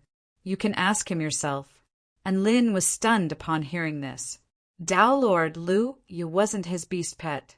He didn't even know where he was, so why would he ask? As for saying that Tao Lord Luya was very good-looking, then that old grandpa on Earth who gave him the system could be eliminated. If he was very good-looking, then there was no way he would transform himself into an old man when he went to save someone. Wouldn't that be a waste of his looks? And Lin's heart gradually calmed down. A super mighty figure of this level was far too far away for him. Even if there was some kind of connection between them, he didn't have the power to find the answer right now. In his current situation, it was enough to know that he had a powerful backer who cared about him. This was a backer who was even more badass than the Celestial Darch. He handed over the 12 million spirit stones in his storage ring to Chang'e. After repaying his debt, and Lin felt a sense of relief wash over him. He was the type of honest man who would feel uncomfortable whenever he was in debt, so this was probably a bad habit that he couldn't change. There were only 2,800,000 spirit stones left in his storage ring. He had gone from super tycoon to super tycoon, so his wealth had dropped by an entire level. This wasn't a pity. After all, he still had to buy a big present for Su Xiaolan. If he gave Su Xiaolan money directly, she definitely wouldn't accept it, so he could only express his sincerity through gifts. Chang'e unleashed her spatial teleportation, and the two of them returned to the Moon Palace. Su Qianyin and Yu Tu stared blankly at the two of them, as if they were witnessing something miraculous. Chang'e's melancholy had already disappeared, and she made her way over to Su Qianyin with a faint smile on her face. What's with that expression? There's nothing going on between me and Lin. But big sister, you're holding hands with him. Su Qianyun's chest rose and fell as a faint blush appeared on her face, as if she had just said something very embarrassing. Silly Su Qianyun. Chang'e flicked Su Qianyun's forehead with a slender finger. Didn't I tell you that holding hands won't get pregnant? Only kissing will. Su Qianyun's blush deepened upon hearing this, and her face was like an adorable apple. Then you didn't kiss, did you? Chang'e shook her head with a serious expression. No, I only kissed Su Qianyin, and Lin stood off to the side and chose to ignore her. He really wanted to retort, but he knew that if he were to say anything now, he would definitely be screwed. You two stood off to the side in silence. She had already grown accustomed to this, and she stared at Lin with her big, round eyes as if she were contemplating something. And Lin, Chang'e doesn't care if you know about this, but I hope you won't tell anyone. A delicate female voice suddenly sounded. And Lin knew what you two was talking about, and he nodded with a solemn expression. Don't worry, I'll definitely keep my mouth shut. After chatting for a while longer, Lin and Su Qianyin left the Moon Palace on his dog. The month-long vacation was upon them again. Chapter 269. And Lin returned to his living quarters and began tempering his core. The beast core within his body was already glowing brighter and brighter, resembling a small golden sun in his sea of vital energy. The energy imbued within the beast core was already extremely abundant and had reached a certain threshold. As long as he could break through this threshold, he would be able to progress to the next rank. He was able to progress to the spirit-nurturing intermediate stage within a short span of a year, and this was all thanks to the divine liquid creation technique and the wings of true fire, which had greatly refined his body and allowed his sea of vital energy to become even more vast. With a solid foundation, he would be able to progress even faster. The next day, Enlin went to Do Shui Palace and used Emperor Ziwei's immortal pill invitation to ask Yi. She then lightened to refine a 5-elemental essence destruction immortal pill. This was a 6th grade immortal pill that could condense the power of the 5 elements in a cultivator. And Lin cultivated the evergreen technique, the wings of true fire, the divine liquid creation technique, and the earth lotus supreme skill, all of which were 5 elemental cultivation methods. He felt like using the 5 elemental essence destruction pill to condense the power of the 5 elements would be an opportunity for him to progress to the next rank. Thus, he swallowed the immortal pill right in front of Ishi. This was an experiment. Even if he couldn't make a breakthrough, it would still be worth it if he could further condense the power of the 5 elements. Soon, he seemed to have sensed the power of the immortal pill, and his blood began to boil. A blue liquid covered his skin, and a lotus flower imbued with the power of the earth appeared on his glabella. Crimson wings of fire also appeared around his body. The green halo appeared above his head again, and a powerful life force burst forth. His 4 cultivation methods glowed with vigor. Ishi's eyes widened, and his breathing accelerated. It's here again. This is the fundamental transformation of the immortal pill. Boom! Vital energy suddenly surged in the sky. Immediately afterward, a huge amount of vital energy converged above Enlin's head like a massive tidal wave. The cyclone was over 1,000 feet in length, and it covered half the sky, creating a massive commotion. In the end, the vital energy surged into Enlin's body like a dragon bowing its head, helping him complete some sort of transformation. She collapsed to the ground in shock, and his mouth gaped open. This is a true pill-consuming mighty figure. Not only does eating an immortal pill trigger a fundamental transformation within one's body, it can also help one break through to the next rank. How terrifying is this? The storm of vitality gradually subsided, and Lin stood up. His eyes were bright as he felt the leap in his strength. From this day forth, he was a spirit-nurturing, intermediate stage cultivator. Congratulations to fellow Taoist and Lin for successfully breaking through. She immediately came over to offer his congratulations. He looked at Enlin as if he were looking at an idol. This is all thanks to the immortal pill refined by Senior Shi. And Lin also joined his fists in a grateful salute toward Ishi. Not at all, not at all. It's clearly fellow Taoists' pill-swallowing posture that no one can match. Ahem. I was wondering if Mr. Enlin could teach me how to consume immortal pills. Ishi asked sheepishly. Taking the initiative to ask others how to take pills was actually a very rude thing to do, especially when Enlin's method of taking pills might be combined with some unique secret method. This was a cultivator's heritage, and generally it would not be disclosed to outsiders. However, Enlin's pill-swallowing technique was simply too astonishing, and Ishi was unable to repress his urge. Don't worry, I'll definitely reward you to your satisfaction. She continued as if he was afraid that Enlin would refuse. Enlin scratched his head with a perplexed expression. What the hell is this? Isn't taking pills just swallowing them and then digesting them? It's like someone suddenly coming over and asking you to teach them how to eat. F***CK.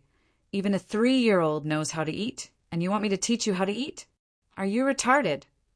She saw the perplexed expression on Enlin's face and knew that he had no intention of continuing the conversation, so he knew that he had no chance. It was normal that Lin didn't want to disclose his unique, secret method. After a brief moment of disappointment, Ishi quickly regained his composure. Even if Lin didn't tell him, he would still rely on his own willpower to figure out the method of taking immortal pills. This was his pride as the eldest disciple of Lord Latsu, and there was nothing that could stump him. And Lin saw Ishi's sudden disappointment, then excitement, then determination, and immediately stood up to leave. In the sky, he looked toward his system nervously. The system's cultivate hard and improve every day had left a deep impression on him. Thankfully, he had encountered many miraculous encounters recently and was able to break through to spirit nurturing intermediate stage within a year. Now that his cultivation base had changed, the requirements for the system's cultivation base tab should also change. Break through to spirit nurturing final stage. Condition: slay an Emperor-level sea monster with your own hands. And Lin's expression faltered. This Emperor-level sea monsters were the same as Emperor-level monsters in the mortal world. They could only be referred to as Emperors after reaching soul formation stage. As for sea monsters, they could be found in both the West Sea and the East Sea. As long as he searched diligently, he would eventually be able to find one. The essence of this mission was to allow him to battle above his rank. If Gundam 1 and Gundam 2 pummeled the sea monster to the brink of death, then he would land the killing blow. Under these circumstances, the system would also count as slaying the sea monster with your own hands, so this mission wouldn't be too difficult. And Lin definitely wouldn't reject a system mission that could help him increase his cultivation base. Furthermore, this mission had a certain degree of feasibility. After all, even prodigies would have to spend several years to achieve a breakthrough if they didn't have a few miraculous encounters. And Lin didn't want to waste so much time. If he did, he wouldn't be able to catch up to Su Xiaolan. In that case, I'll go to the East Sea to kill sea monsters this holiday. He made up his mind and left without delay. He would take his beast pets, Xiao, Cho, and Dabai, and set off at dawn. And Lin suddenly felt like something was missing after formulating his plan. Why do I feel like I've forgotten someone? He furrowed his brows. Take his beast pets. Xiao, Cho, and Dabai, holy F *CK. Where's my Xiao Hong? And Lin's body trembled as he yelled. He suddenly recalled that little red flower, and his eyes widened in shock. Dabai also came to a realization upon hearing Lin's yell. Woof! I was wondering why I felt like something was missing recently. It turns out that Big Sister Hong has disappeared. She's still hiding in Su Xiaolan's arms and hasn't come back yet. And Lin grimaced. It seems like she hasn't come out since she hid in Su Xiaolan's arms at the winter dragon tomb. It's been a few days and we've forgotten about her. Big Sister Hong's presence is becoming more and more inconspicuous. She's probably been taken to the Vermilion Bird sect by Su Xiaolan already. Xiao Cho shook his head in resignation, and Lin slapped his forehead and heaved a forlorn sigh. Forget about her. Let her photosynthesize at the Vermilion Bird sect. Time is of the essence. We have to set off for the East Sea now. Dabai stuck out his tongue. Aren't you going to find a few more teammates? Woof. Xiaolan has to go back to the sect to consolidate Xinyan's inheritance. Su Qianyan has to accompany Chang, Yi, and Big Brother Cheng has to go into seclusion at the 10,000 Spirits Immortal Sect. He won't come out until he breaks through to the spirit nurturing final stage. And Lin also sighed with emotion at the mention of Xian Yuancheng. There were now 2 spirit nurturing final stage cultivators in their class. Su Qianyan lived up to her nickname of Dao Fanatic. She was the fastest student in their class to reach the spirit nurturing final stage. Su Xiaolan accompanied Lin on a trip to the Winter Dragon Tomb, where she encountered a series of miraculous encounters and finally progressed to the spirit nurturing final stage. When Xian Yuan Cheng heard this news, he felt like he was going to explode. He was a student with a letter of recommendation from a true god. To have his cultivation base surpassed by 2 of his classmates in a row was a massive blow to his confidence. Hence, and Lin wasn't surprised that Xian Yuancheng would make such a decision. Instead, he felt like this was the big brother Qing he knew. It's just an emperor-level sea monster. It's more than enough for us to go. And Lin wore a confident expression. How could he be afraid of a soul formation stage, sea monster? Let's go, Dubai Xiaoqiu, let's go to the East Sea. Chapter 270. The Kingdom of the 9 States and the East Sea were separated by the 100-tribe territory. That territory was much larger than the Kingdom of the 9 States and was home to over 100 tribes of all sizes. And Lin and the others definitely wouldn't fly to the East Sea. That was completely unrealistic and would only tire Dubai to death. Their only advantage was money, so they had to use a few long-distance teleportation spell formations to successfully arrive at the coast of the East Sea. Wow, is this the East Sea? I can't see the end of it. And Lin stood on the beach and sighed with emotion as he looked at the sea and sky before him. Blue, clear, boundless, and magnificent. This was his first impression of the East Sea. The place they were currently at belonged to the territory of the Pearl Kingdom. The Pearl Kingdom was ruled by the Pearl Tribe.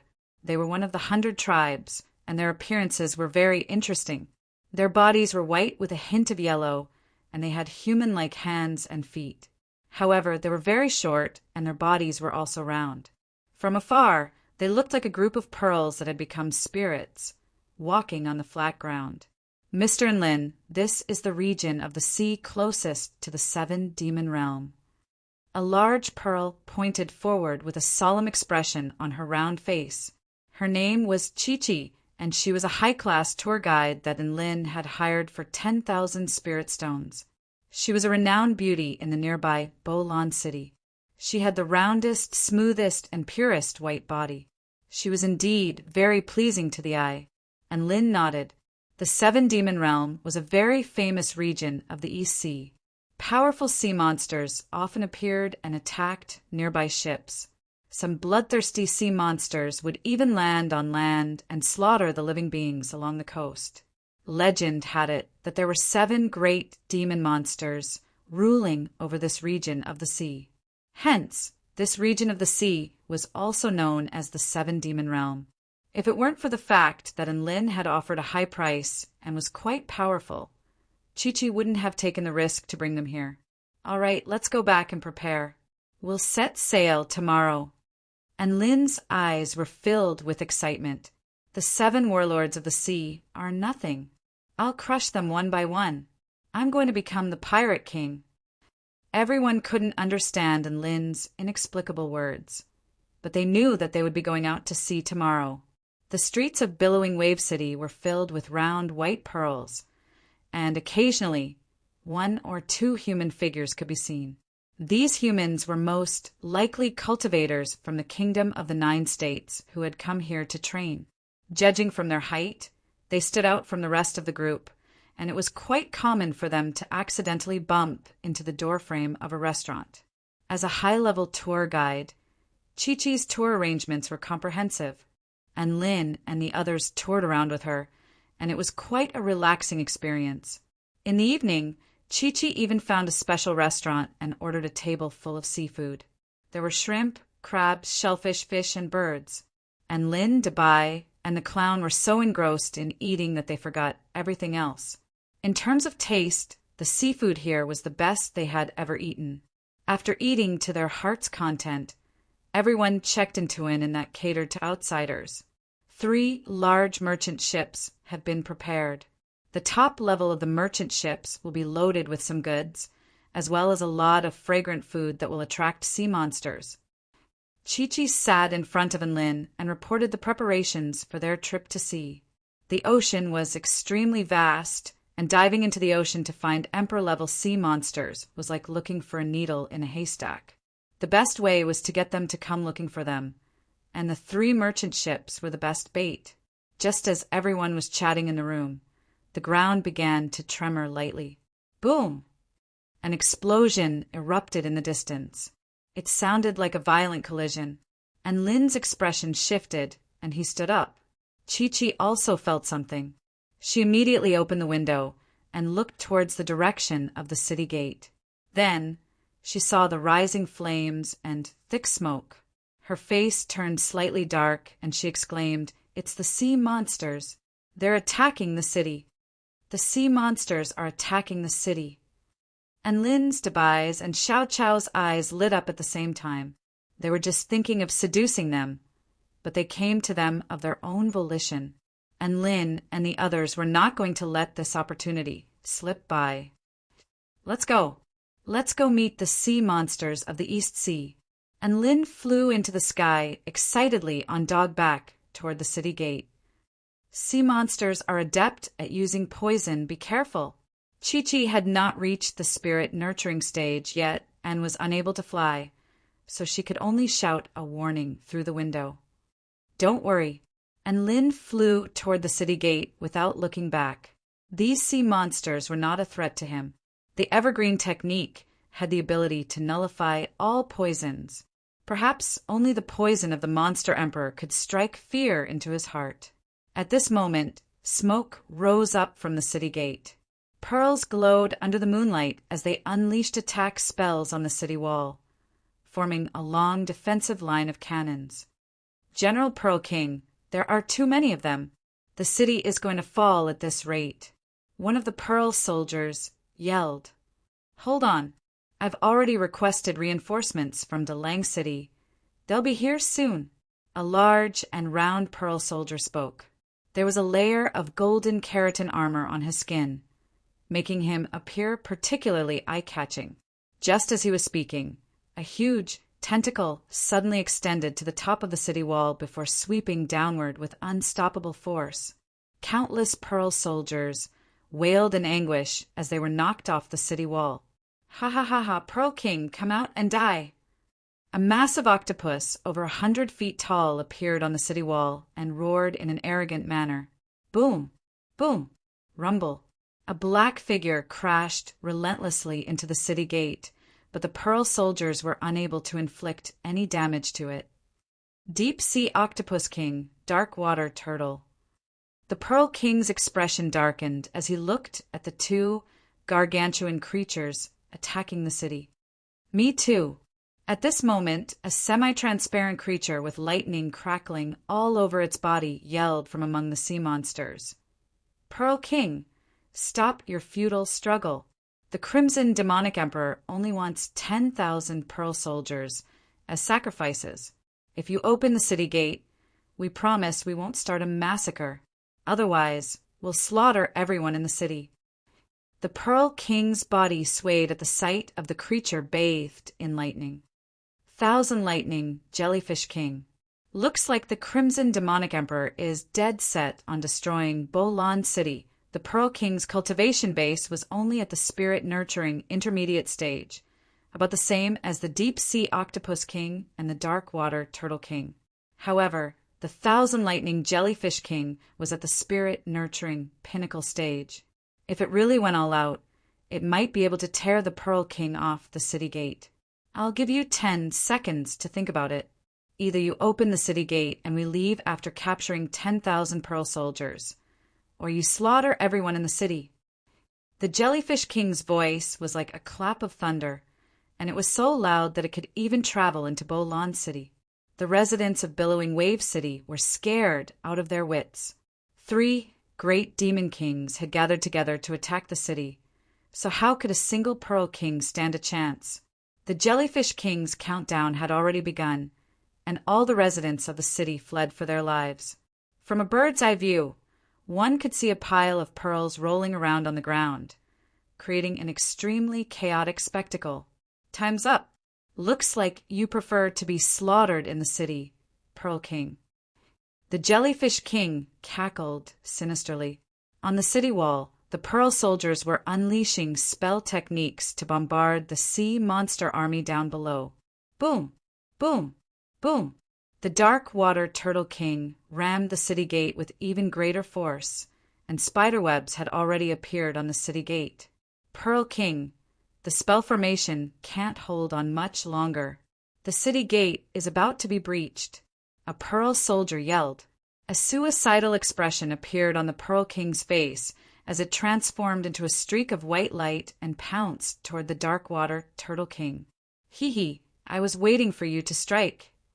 The Jellyfish King cackled as it transformed into a dazzling bolt of lightning and charged toward the white streak of light. Boom! The two of them collided, and a figure was knocked back amid an explosion of lightning.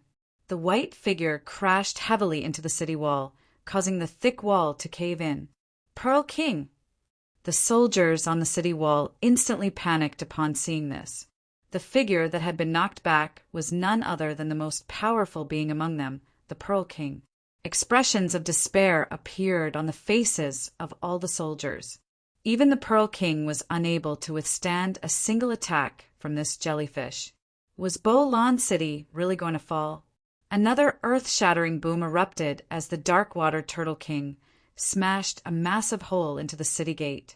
The sea monster army cheered loudly as they swarmed into the city through the hole. Ha ha ha! None of the Pearl soldiers in the city will escape. The Lightning Jellyfish King charged toward the city wall in a heroic manner, preparing to slay all of the soldiers defending the city. Have you asked for my permission before trying to bully the adorable Pearl soldiers? A cold voice suddenly sounded. A massive golden fist of lightning fell from the sky before crashing heavily into the Jellyfish King's body, lighting up the entire sky. Boom! The invincible Jellyfish King was smashed into the ground by the golden fist of lightning, and a terrifying explosion of energy swept through the surroundings, tearing apart several dozen sea monsters nearby. In the sky above, a mighty figure riding a white dog appeared before the eyes of all the Pearl soldiers, like a savior. And Lin had made his entrance. Chapter 271. A bolt of lightning flashed through the cloud of dust, and blue blood flowed from its body. It was the Jellyfish King that had been punched by Lin. You're a human cultivator? The Jellyfish King was astonished. That's right. And Lin drew his evil slaying sword as he rode atop his huge white dog. His sword intent surged through the air as if he were a peerless sword immortal. This is a matter between the sea monsters and the Pearl tribe. Why are you sticking your nose into this? If you disrupt the Crimson Demonic Emperor's plan, you will face the most vicious retaliation from the sea monsters. I'll give you a chance now. Leave this place. The Jellyfish King knew that Lin wasn't an ordinary person, so it used its big brother to try and get him to stop. The Crimson Demonic Emperor is an emperor-level sea monster. And Lin's eyes lit up. The Jellyfish King clasped its blue tentacles behind its back. Of course, it's not something you can mess with. And Lin chuckled. Then I can't let you go. The Jellyfish King was slightly taken aback by Lin's reply. Xiao Cho, go guard the gate. And Lin had already leaped away from Dubai. White wings of wind spread open on his back, and a white light revolved around his sword. Xiao Cho landed in front of the city gate like a fiend celestial. He unleashed his domain, and a sea of flames within a radius of 100 feet turned all the sea monsters charging toward the city gate into ashes. The Pearl soldiers were all dumbstruck by Xiao Chao's attack. This is a God realm domain. Anyone with a God realm domain was a powerful being in the Pearl tribe. Who would have thought that it was that human cultivator's beast pet? Just as they were in shock, an even more shocking scene unfolded. The most powerful being in the sea monster army, the Jellyfish King, was sliced into several dozen pieces in the blink of an eye by Lin, who had transformed into a streak of white light.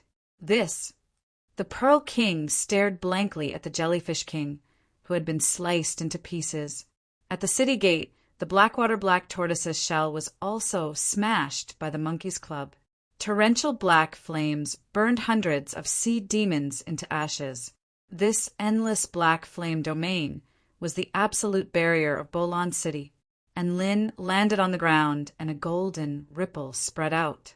All of the sea demons in the surrounding 1,000 feet foamed at the mouth and fainted on the ground. Divine might technique. The suppression of his cultivation allowed Enlin to unleash the full potential of his godly might art. Enlin continued onward as if he were the ruler of the world, and countless sea monsters fainted before him. The sea urchin warriors, who were the weakest among them, exploded and died under the impact of the powerful king's might. The final spirit-nurturing stage, sea monster, the deep-sea octopus king, was scared out of its wits.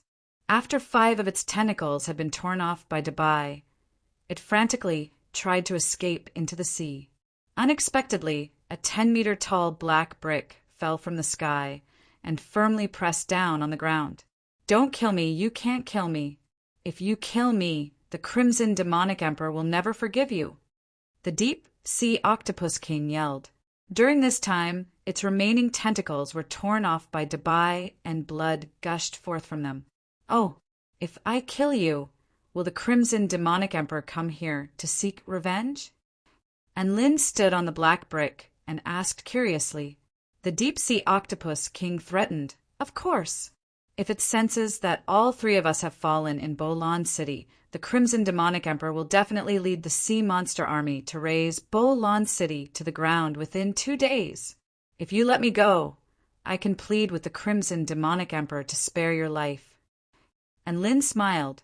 "The Crimson Demonic Emperor will come here of its own accord? That's great."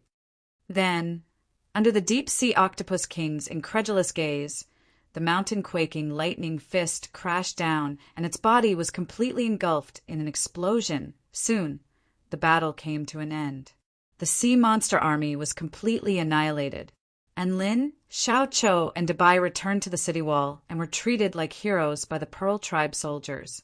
Cheers and celebrations reverberated throughout the city wall.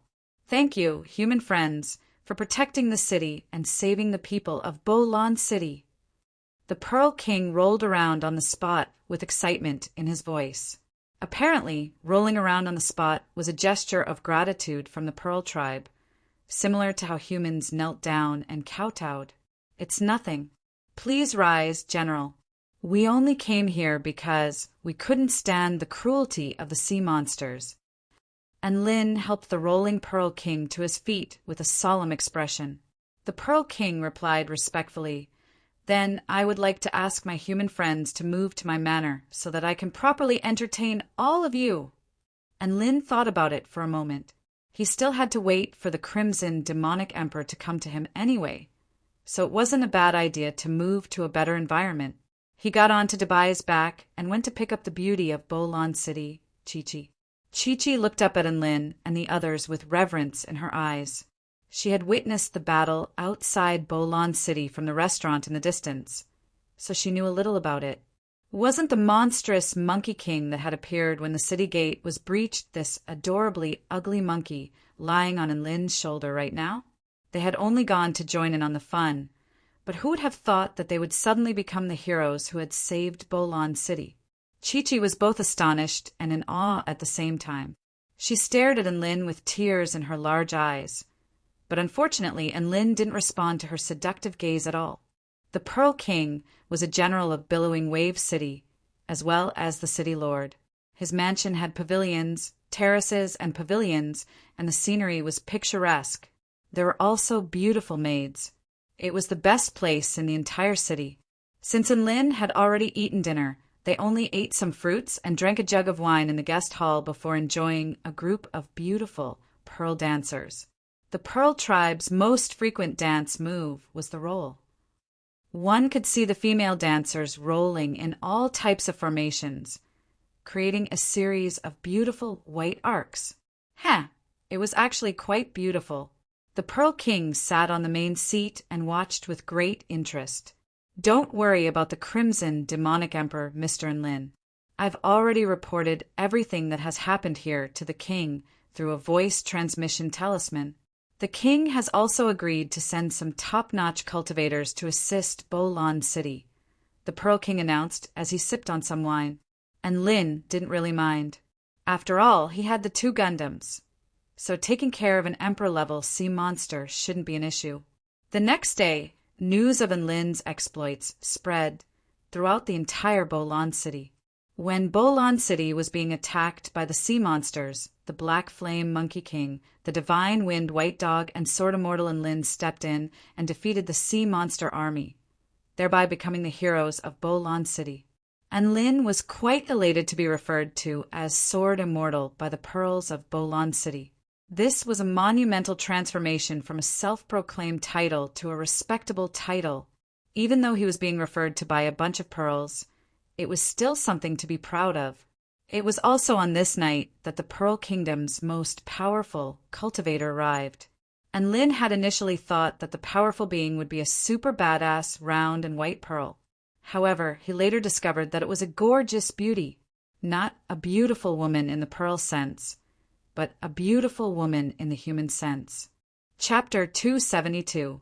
Mr. and Lin, thank you for everything you've done for Bolon City. My name is Bai Lian, and I'll be taking over the protection of Bolon City from now on. A woman in a blue dress appeared before Lin and spoke in a cold voice. She had the transcendent disposition of a celestial maiden, and her eyes were as clear as water with a hint of coldness. Her skin was as fair as snow with a hint of pink, as if water could be squeezed out of it. Most importantly, she had a pair of intricate dragon horns. Mr. Bai Lian is from the Dragon Court of the Eastern Seas? And Lin was a little surprised. Bai Lian nodded lightly. I am the 11th princess of the Dragon Court. I've been traveling around the Pearl Kingdom for the past 2 days, and after hearing about this from the king, I came to take care of it. The Dragon Court protects the coastal kingdoms, so you don't need to interfere. Just leave it to me. That's fine. I'm here to help as well. I have a mission that requires me to slay the Crimson Demonic Emperor with my own 2 hands. So please let me take care of that sea monster. And Lin spoke with a sincere expression. He was still waiting to kill the Crimson Demonic Emperor, and now that it had come knocking on his door, he couldn't just let it go. Bai Lian's brows furrowed slightly. Are you kidding me? You're only a spirit nurturing stage cultivator, and you want to kill the Crimson Demonic Emperor? Don't worry, I have a trump card that can take care of it, and Lin replied. What trump card? 2 soul formation stage puppets. I don't believe you. Bai Lian shook her head. She had already lost her patience with Lin. I'll prioritize the safety of Bolon City, and I won't hold back when necessary. You're on your own. In her heart, Lin had already been labeled as an arrogant person. Emperor-level sea monsters were not to be trifled with. A spirit-nurturing stage cultivator was asking her to let go of a soul formation stage sea monster? Did he really think he was invincible just because he had slain a few spirit kings? If it weren't for the fact that Lin had saved Bolon City once, she wouldn't even bother talking to Lin. And Lin sighed helplessly. Then let's rely on our own abilities. Bai Lian harumphed coldly and left without saying anything else. Dabai shook his head. They're both peerless prodigies from the Dragon Court, but Shen Yin gives off a better vibe. It had experienced Shen Yin's experience in the Winter Dragon Tomb, so it couldn't help but compare the 2 of them. She's not wrong to make such a decision. After all, not every cultivator of the spirit nurturing stage is as talented as me and can slay a spirit beast emperor of the soul formation stage, so it's normal for her to be apprehensive. But the founder of the last hit style is here. Why would I be afraid of being killed? And Lin chuckled, his face full of confidence. Dabai's lips twitched upon hearing this. This is the first time I've seen someone who can boast about themselves after being looked down upon. Big Brotherin, I'm impressed. And Lin pursed his lips. She's no match for Shen Yin either. Dabai faltered slightly before coming to a sudden realization. Big Brother and is right. In order to welcome Bai Lian's arrival, a lavish banquet was held at the Pearl King's manor, and Lin and the others were also invited to the banquet, and they immediately dug in at the sight of the bountiful seafood. The Pearl King raised his wine glass. It is a great honor for Bolon City that Xiao Longnu is willing to help us fight the Crimson Demonic Emperor. Let's toast to Xiao Longnu. Cough, cough. and Lin, who was in the midst of eating and drinking delicacies, instantly choked upon hearing the term Dragon Princess, and Lin waved his hands apologetically at the sight of everyone's bewildered expressions. "Sorry, I ate too fast and choked." Bei Lian's brows furrowed slightly as she labeled Lin as a vulgar person in her mind. And Lin repressed his urge to laugh as he toasted Xiao Longnu with the Pearl King. Shen Yin already had the title of Heavenly Dragon Maiden, so Bei Lian had the title of Xiao Longnu. That's right. But he didn't know where her Yangguo was. So he better not be bullied by Yin Daozhang. The banquet concluded, and everyone returned to their rooms to rest. Deep into the night, the luminous pearls on the city walls glowed with a dazzling light. The sea breeze howled in a violent manner. Many pearl soldiers were patrolling the city gates. The Crimson Demonic Emperor was most likely going to attack in a day or two, so the number of soldiers stationed on the city walls was several times greater than before. There were also many powerful beings who had been transferred from other parts of the Pearl Kingdom. A woman in a blue robe was standing on the city wall. The whistling sea breeze made the light muslin stick closely to her body, revealing her graceful and slender curves. And Lin climbed up the city wall and made his way toward the beautiful figure. "Hi, Dragon Princess. You're out for some fresh air this late at night?" The woman turned to look at him expressionlessly before turning back to look at the sea in the distance. "Why are you out at this hour? To look at the night scenery?" And Lin faltered slightly upon hearing this. He didn't think that Xiao Longnu would be so sarcastic. I can't sleep, so I came out for a walk. Hee, the monkey on your shoulder and the white dog behind you also can't sleep? Air! An awkward expression appeared on Lin's face. He couldn't tell her that he was afraid that the Crimson Demonic Emperor would be slain by Xiao Longnu, so he came to kill her. Bei Lian looked into the distance, and an almost imperceptible smile appeared on her face. She fell silent for a moment before speaking again. "There's something strange about the flow of the sea, and there's an unsettling aura in the sea breeze. The enemies coming tonight probably won't be easy to deal with. Just do what you can. I won't be able to spare any attention to protect you in battle." And Lin nodded with a hint of surprise in his heart. As expected of the dragon tribe, he couldn't feel the sea breeze at all. It was just that the wind was a little noisy today. The waves on the sea grew larger and larger, and dark clouds obscured the moon and stars in the sky. The atmosphere gradually became oppressive. "They're here." Bei Lian's expression became grave. On the surface of the sea, 3 black figures grew larger and larger, and an extremely powerful aura swept toward them. Bei Lian's expression instantly shifted drastically upon sensing these 3 auras. Not just the Crimson Demonic Emperor. There are 3 Emperor-level sea monsters. Could they be from the 7 Demons realm? That doesn't make sense. Why would they join forces? She felt like things were spiraling out of her control for the first time. She was only a newly advanced soul formation intermediate stage cultivator, so she was confident that she could take on 1 Emperor-level sea monster with ease. Who would have thought that there would be 3 of them? A large number of sea monsters surged toward Bolan City like a tidal wave. In the sky, a huge silver falcon flew through the air and circled in the sky. A white, flying cocoon over 1,000 feet in length broke through the black clouds and descended upon the world. Divine Wind Demon Monarch, Myriad Wave Demon Monarch. Bei Lian's body swayed slightly, and her face was completely devoid of color as her eyes were filled with shock and bewilderment. Impossible! How could there be 5 Emperor-level sea monsters? This lineup is enough to raise half of the Pearl Kingdom to the ground. How could they only use them to attack Bolan City? She then seemed to have thought of something, and she turned to Lin in a panicked voice. "Hurry up and run. There's no need for you to participate in this battle. You'll die if you stay here." And Lin blinked in confusion. "What about you?" Bei Lian crushed a jade talisman in her hand and looked up at the 5 gargantuan creatures in the distance with a determined expression. "I can't leave yet. Once I leave this place, Bolan City's defensive line will immediately collapse and all of the living beings in the city will be slaughtered by them.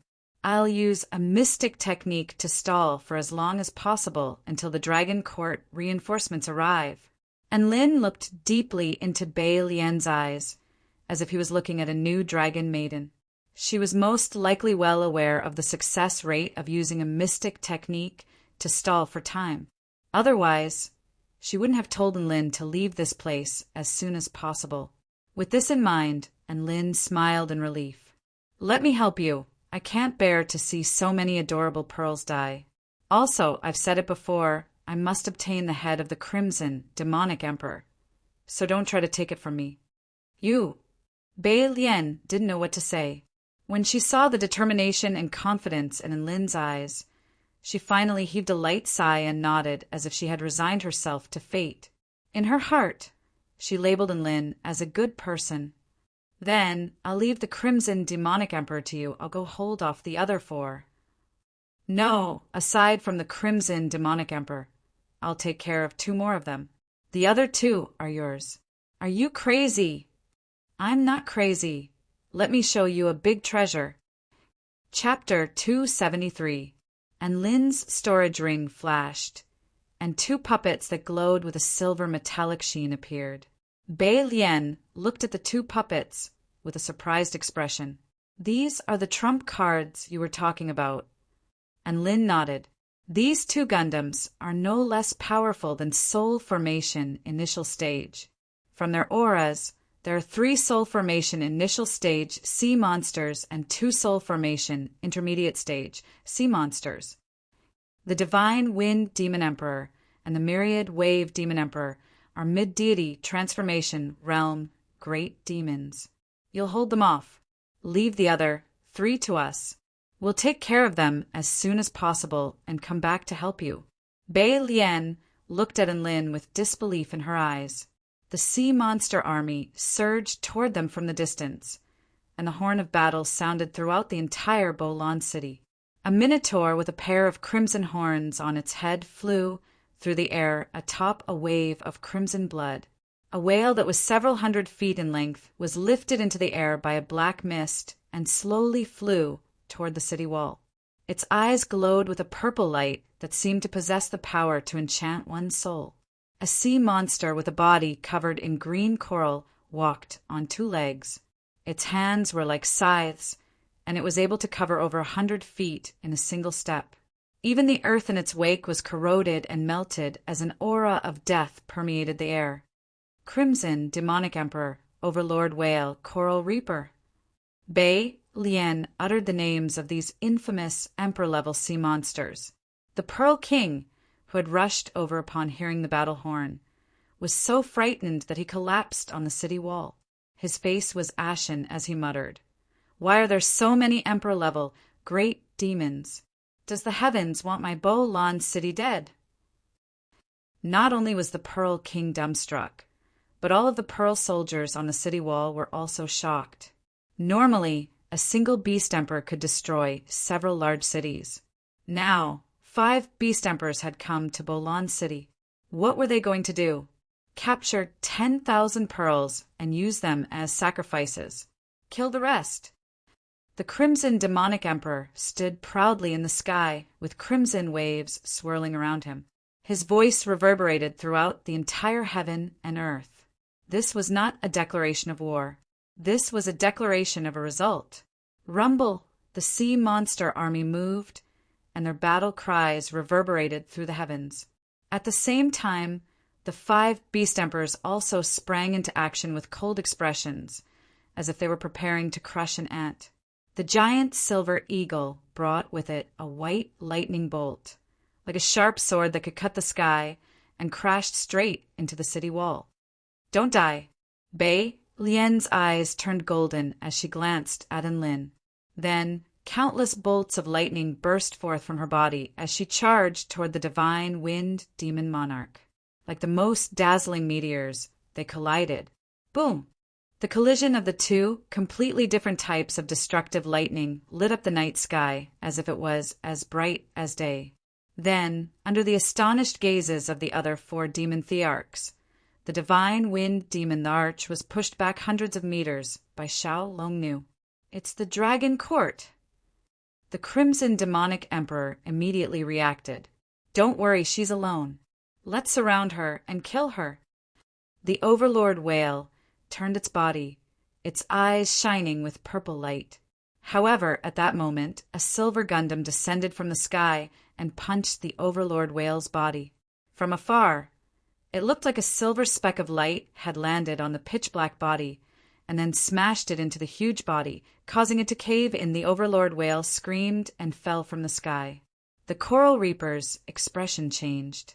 Just as he was about to rush over to help, another silver figure came toward him. The light sword in his hand was as fast as lightning, drawing a blue moonlight in the air. There are reinforcements. He dodged to the side and released a thick green fog. This poisonous fog was strong enough to corrode magic artifacts, and it enveloped the silver Gundam. Shrouded in the poisonous mist, the Gundam quickly brandished its lightsaber, forcing the Coral King to retreat. The armor, which was glowing with a metallic luster, was as smooth as a mirror, and the poisonous mist was unable to damage it at all. Damn it, where did these puppets come from? The Crimson Demonic Emperor's heart tightened as he looked around the battlefield. Then he saw a man riding a white dog pouncing towards him, and beside him was a monkey king shrouded in black flames on the city walls of Bolan City. A group of soldiers began to fight back against the sea monster army. When the soldiers were in despair, and Lin and the others, as well as Xiao Longnu, made a powerful move and stopped the 5 insufferably arrogant demon thearchs. This was undoubtedly a huge boost to the soldiers' morale. Hold on, everyone. We haven't lost this battle yet. The Pearl King roared as he swung his sword. The city protection spell formation was activated, and countless spell techniques rained down upon the city, blasting a series of craters into the ground as countless sea monsters were torn to shreds by the explosions. However, there were simply too many sea monsters, and the city walls were also trembling violently under their onslaught. It was clear that they wouldn't be able to hold on for much longer. In the sky above, Bailien, who was battling the Divine Wind Demon Arch and the Myriad Wave Demon Arch, had fallen into a dire situation. Both of them were veteran soul formation intermediate stage cultivators, but she was a newly advanced soul formation intermediate stage cultivator. Even though she had the support of her powerful bloodline, she was still unable to defeat the 2 demon thearchs. Did she have to use that mystic technique? That was a mystic technique that sacrificed the purity of her bloodline to temporarily increase her power. If she used it, she would have no hope of progressing to the return to Void stage in the future. However, if she didn't use that mystic technique now, and Lin and the others would most likely die. Bei Lien turned toward Lin with concern in her eyes. She was then greeted by the sight of the Crimson Demonic Emperor's head flying through the air. A man with a pair of white wings of wind on his back flew through the air. His white eyes seemed to be able to see through all illusions, as if he were a sword immortal. That's Lin? He really did kill the Crimson Demonic Emperor. But he's only of the spirit nurturing intermediate stage. How did he do it? Bei Lien's pupils contracted slightly, and her expression was filled with shock as she stared blankly at Lin. The other 4 demon thearchs were also given a fright when they sensed the Crimson Demonic Emperor's aura dissipating. They were even more shocked, speechless, upon discovering that the one who had killed the Crimson Demonic Emperor was a human of the spirit nurturing stage. Are you kidding me? The Crimson Demonic Emperor was killed by a human of the spirit nurturing stage? Even with the assistance of that huge dog and the Monkey King, there's no way he could have been defeated so quickly. A chill ran down the divine Wind Demon Thearcha's spine. That human cultivator is the key. Revenge. The Myriad Wave Demon Tharch charged toward Lin, and over 100 flying mutant beasts flew out from within the gigantic cocoon toward Lin. The Divine Wind Demon The arch spread open its silver wings and summoned bolts of lightning to envelop its body as it tore through the air toward Enlil at supersonic speed. Bei Lian gritted her teeth, and lightning flashed as she positioned herself in front of Enlil. Her hands danced through the air like butterflies as she cast a series of incantation seals. 9 blue lightning dragons soared into the sky and formed a coiling dragon formation to keep the 2 demon thearchs at bay. Enlil had just slain the demon thearchs when a ding-dong chimed in his mind. "Congratulations, host, mission accomplished." Immediately afterward, he felt a certain shackle within his body being broken. "Xiao Cho, Dabai, protect me, I'm about to make a breakthrough." Enlil yelled as he hurriedly flew toward the city wall to meditate. "Big brother, and don't mess around. Didn't you just make a breakthrough not long ago?" "Woof." Dabai flew to Enlin's side and stared at him with wide, round eyes. However, the only response he received was a violent surge of vital energy between heaven and earth, as well as a vital energy vortex that covered an area of several thousand feet. Dabai, "Xiao Cho picked his nose." "Big brother don't try to apply those theories of the cultivation world to Big Brother," and Dabai nodded with a solemn expression. "I was wrong. Someone was about to make a breakthrough." The 4 demon thearchs sensed the violent surge of the vital energy of heaven and earth. They turned their eyes toward Enlil, and their eyelids twitched involuntarily. "It's him again." Was he celebrating by killing their crimson demonic emperor by making a breakthrough? Bei Lian's lips also twitched slightly. She couldn't understand this human cultivator anymore, and she silently labeled him as a miraculous cultivator.